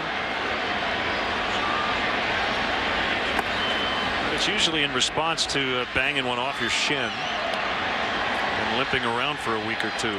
Some guys are just not comfortable wearing that protective guard on the left leg, left ankle, left foot area. Other guys become very used to it and wear it all the time.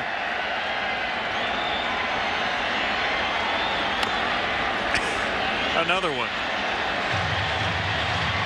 A lot of it depends on the kind of hitter that you are. If you have a natural tendency to pull the ball, especially facing a left-handed pitcher that throws a lot of breaking pitches down and in, you're going to foul a lot of balls off that front leg.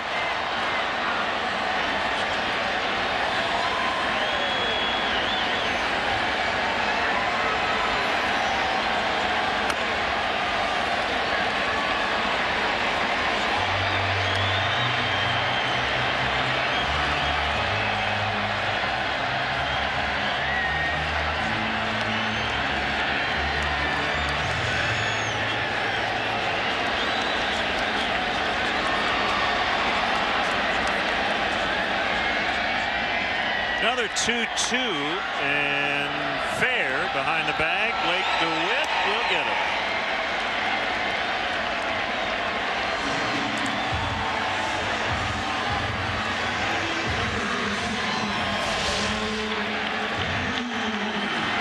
Another one right over the bag at third. DeWitt a little more composed this time. Makes a perfect throw across the diamond and plenty of time to get Craig at first base, bringing Albert Pujols to the plate with the bases empty in a one-run game.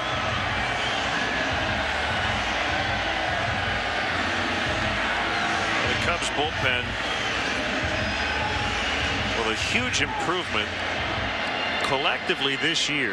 An ERA of 3.50. That's more than a run lower than last year's 4.55. The third best improvement among all major league bullpens. Only the Diamondbacks and Brewers have made a bigger improvement in terms of relief ERA. It's been a tough year for the starters, but the bullpen has been the Cubs' strength. DeWitt, that's fair. And that's it. 3 ground ball outs. So we'll go to the ninth. 1-0 Cubs.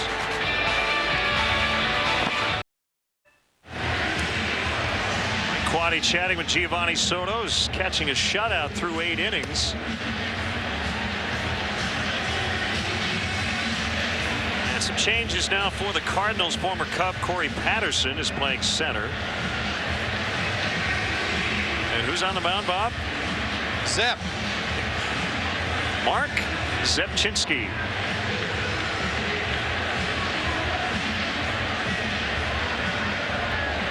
Punch-outs in his 20 innings of work. One of only 2 left-handed pitchers in this Cardinal bullpen, Zepchinski and also the veteran Arthur Rhodes.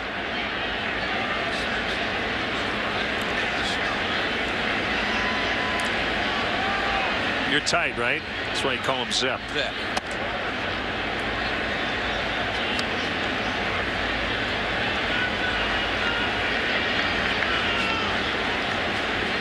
The name is just too hard to pronounce. We know how to get around that. You just call him the Cardinals left-hander.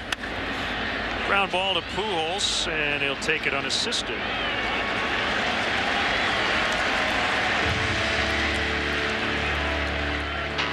Time to take a look at our BMW Ultimate Drive. Came back in the first inning with a couple of teammates on board. Alfonso Soriano stays red hot at the plate with the only RBI of the game, the only run of the game up to this point. That'll be it for Bob's good friend Zep. Came on to get Pena. Now is Soriano coming up. It'll be a right-hander, Jason Mott, when we come back.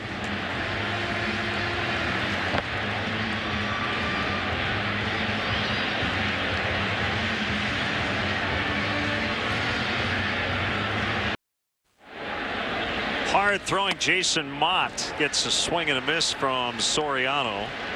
He has been closing some games. You see 8 for 12 and save chances. Converted catcher. High energy guy. Kind of looks like Bruce Sutter, doesn't he, with that big bushy beard? Yeah, a little bit. Don't call him the closer, though. No. Some of the local writers incurred the wrath of Tony La Russa when they referred to Jason Mott as his closer. Fouled back. An extremely hard thrower. Average fastball this season, according to Fangraphs, it's just a tick above 96. There you see Bruce Sutter. Featured prominently on the board out in left field.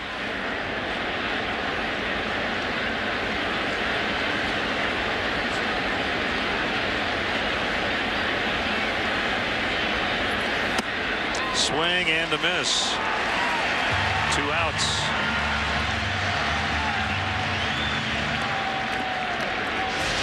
Nothing tricky about Mott's delivery or his arsenal. He's going to throw a 4-seam fastball and a cutter. He does have a slider. He does have a straight changeup. You rarely see him throw either one of those pitches.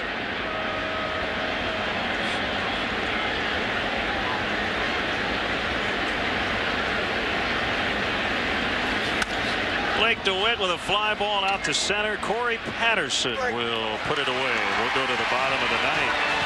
Carlos Marmol in a save chance. Cubs lead 1-0. Tony Campana in for Soriano in left. Among other changes, DJ LeMahieu is now playing third, and the closer, Carlos Marmol. Going to need a scoreless 9th here to wrap this one up. A 1-0 lead.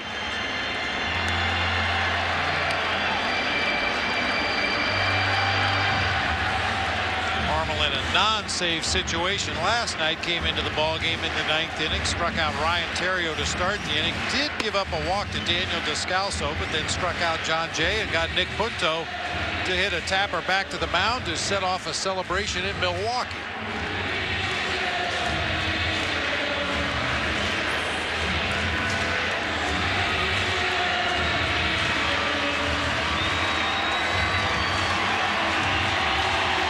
Here's Lance Berkman to start it.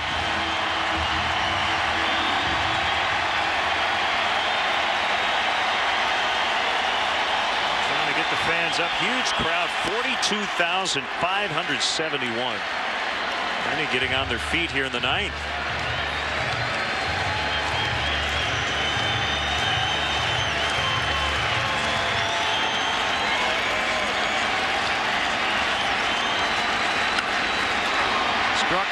but Bird was playing deep and actually had to come in to make the grab. 1 out.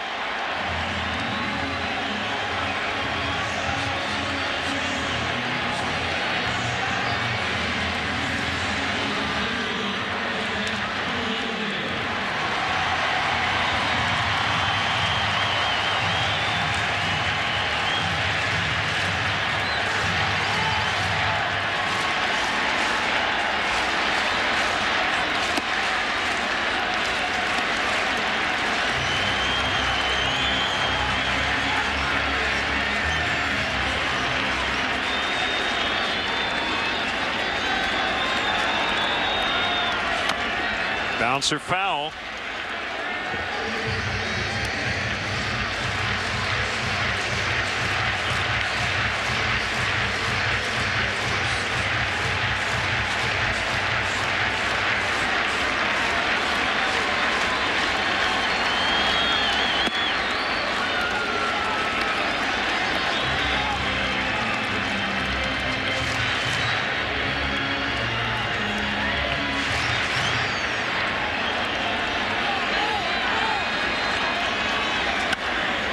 A base hit out into right center.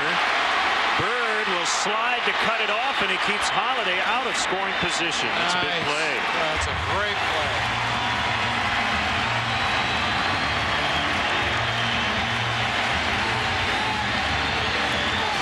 Can be a little dangerous to use that slide to stop your momentum, but I think if Marlon Bird had fielded that ball on his feet by the time he stopped his momentum and turned to throw back to the infield, Holiday would have been on second base. That is a tremendous defensive play to keep the tying run out of scoring position.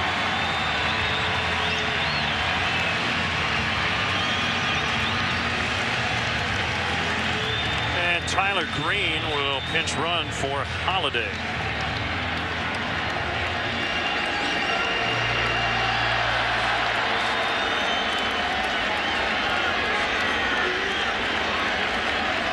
Green a perfect 10 out of 10 this season in stolen base attempts as a part-time player.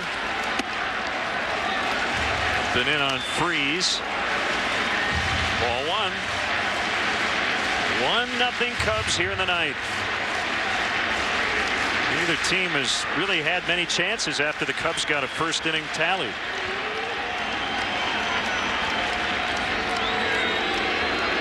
Cubs 1 for 3 with runners in scoring position. The Cardinals are 0 for 3.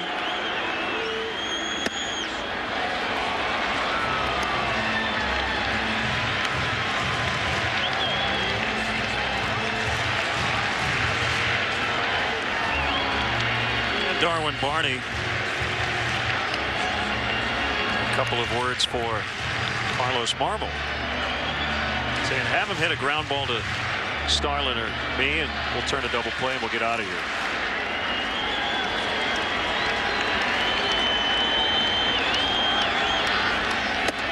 Almost hit him on a fastball. 2-1.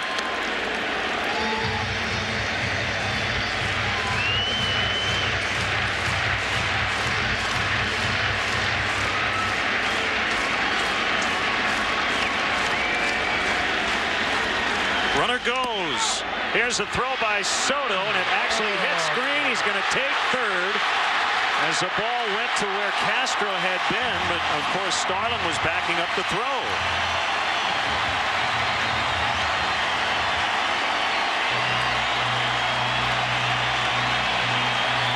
A stolen base and a tough error on Soto as the ball hit the runner.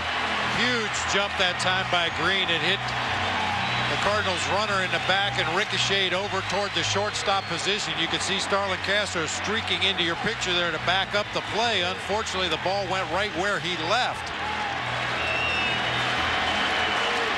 I didn't think Gio had any chance to throw Green out with the jump he had over there at first base. Infield in, 3-1 pitch, swing and a miss. Actually, that's strike 3. Beg your pardon. Had 3-1 on the board. The previous pitch was a called strike. I think that was the problem.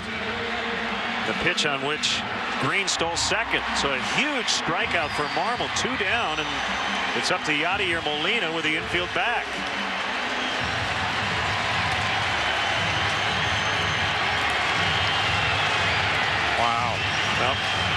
They're going to be very careful with him, and Mike Quade not only knows those numbers, he is very aware that Molina has killed Marmol in the past.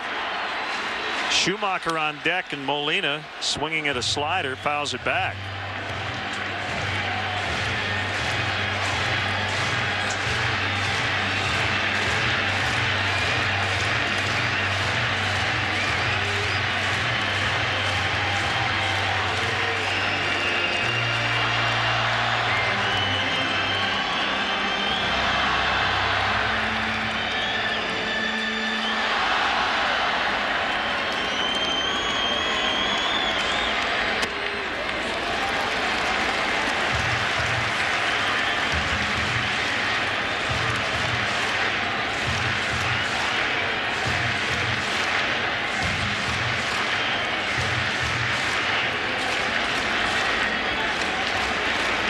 Marmol has a sign from Soto, and the 1-1 pitch way outside.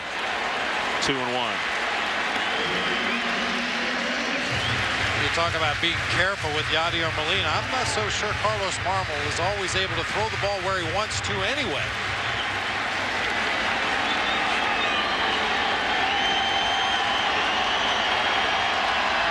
Swing and a miss. Well, you can't, in my opinion, intentionally walk the potential tying run on. If Molina hits a single and you tie it up, so be it. And now he's got a chance to get him 2-2. Molina, though, not an easy guy to strike out.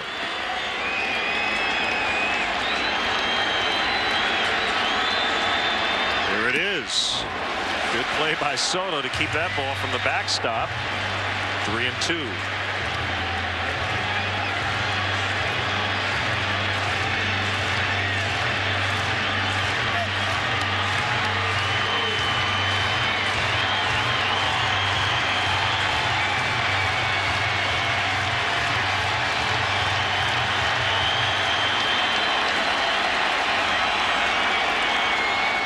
And he walked him.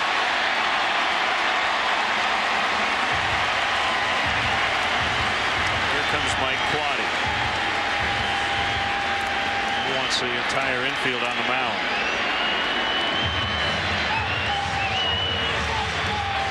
You would expect a pinch runner for Yadier Molina down there at first base, and I'm sure Mike Quade wants to talk over with his infielder and catcher exactly what they want to do should that pitch runner take off for second base. Adrian Chambers is the runner for Molina.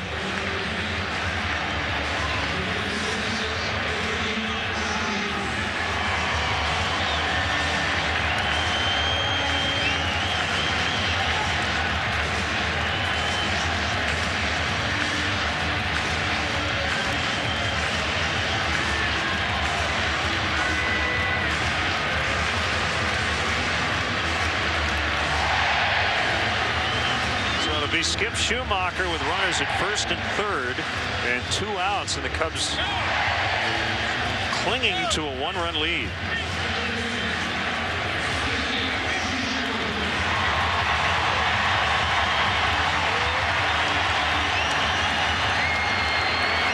Schumacher's 1 for 3. Well, Mayhew in at third. Pujols, or rather Pena, holding on. Chambers at first. The double play combos back with 2 outs.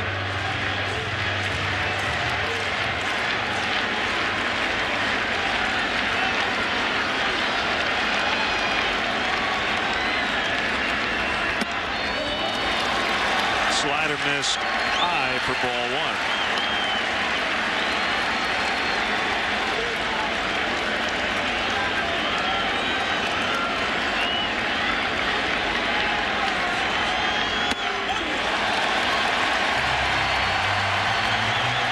Patterson is on deck.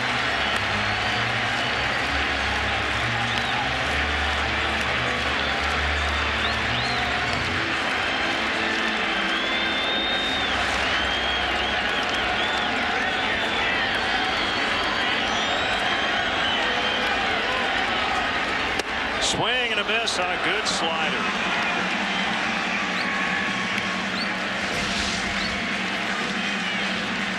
Schumacher guessing fastball on the 2-0 count. Gets a nasty slider down and in off the plate for a swinging strike.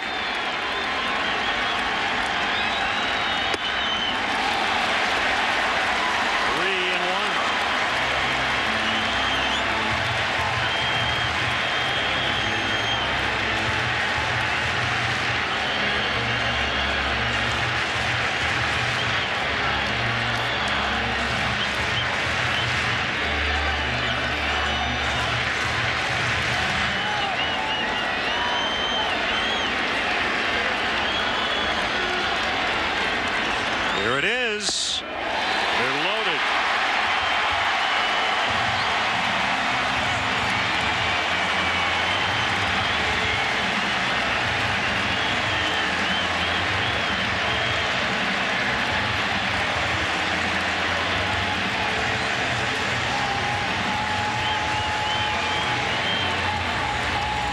And it will not be Corey Patterson, but it will be another former Cub.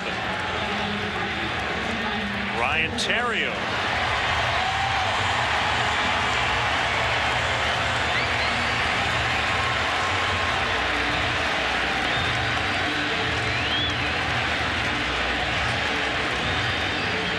Theriot 2 out of 4 against Carlos Marmol. We'll call a big double he had. I think tied the game here in St. Louis earlier this year off Marmol. A different case last night. Theriot struck out to lead off that bottom half of the 9th inning against Marmol. All fastballs.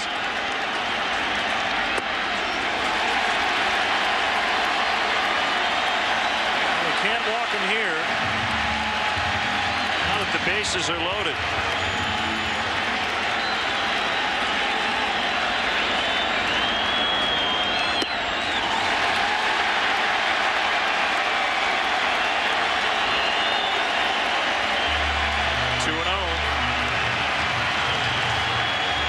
Do you think Theriot will be taking no matter what on this pitch?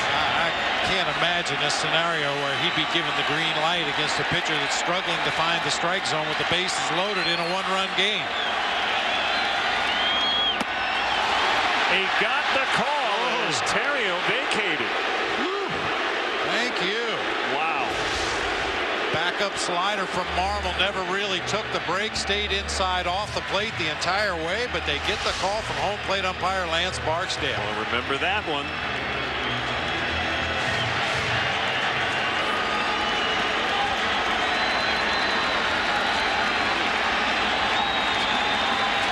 The 2-1, 3-1.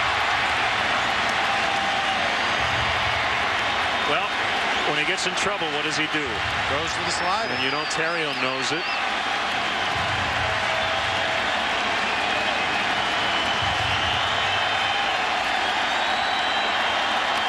A walk would tie it. A base hit would probably win it for the Cardinals.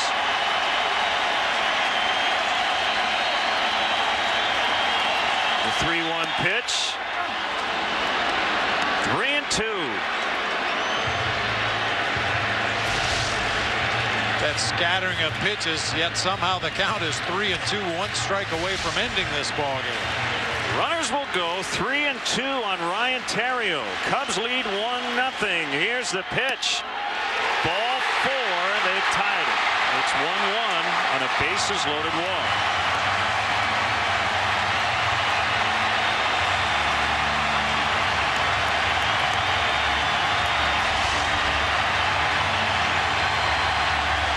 Consecutive walks here with 2 outs.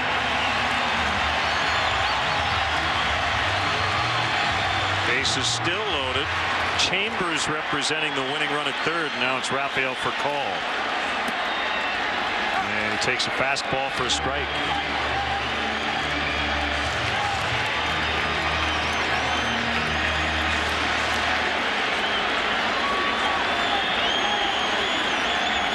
That gets by.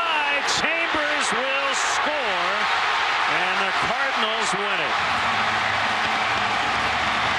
A wild Carlos Marmol here in the 9th, and they get 2 to win it.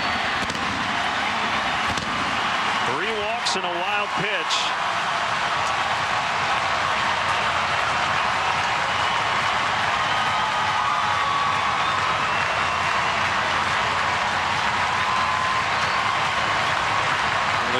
still very much alive. The Braves are trailing.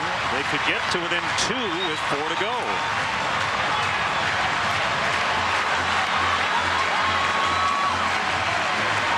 The Cardinals had 1 hit in this inning. You had a throwing error, a stolen base, 3 walks, and then there's the final pitch.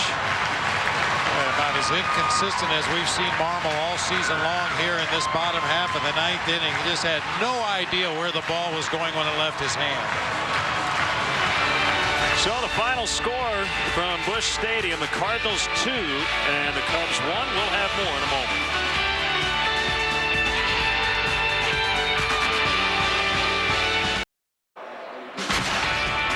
Chicago Cubs baseball brought to you by Budweiser. Great times are waiting. Grab some buds. Pepsi Max, the official soft drink of Major League Baseball and your Chicago Cubs. 0 calories, maximum Pepsi taste. And by the Illinois Lottery. Play the new $200 million cash spectacular instant game from the Illinois Lottery for your chance at over 7.6 million prizes. Hurry, tickets are limited. Final totals now for the Cardinals: 2 runs, 5 hits, no errors, 8 stranded. For the Cubs, 1 run, 6 hits, 2 errors, 5 left. Winning pitchers Jason Mott with that 2/3 of an inning and didn't allow a run in the 9th. Carlos Marmol takes the loss. 2 hours 28 minutes in front of 42,571. Now let's look in on today's Budweiser play of the game. Well, unfortunately, it came down to this with the bases loaded in the 9th inning. Carlos Marmol uncorking a wild pitch all the way to the bricks here at Busch Stadium, allowing the Cardinals to win this ball game. Cubs only had 6 hits today, 3 of those in the first inning, only 3 for the next 8 innings. Just could not break through against Kyle Loesch and the rest of the Cardinals bullpen, and that's what the game came down to. Great times are waiting. Grab some buds. We're with you Monday night, 9 o'clock Central from Petco Park in San Diego as the Cubs open up the final series of the 2011 season against the Padres at 9 Central. Once again, our final score, the Cardinals 2, the Cubs 1. Chicago Cubs baseball in high definition is brought to you by Xfinity, only from Comcast. Stay tuned. The 10th inning show is next.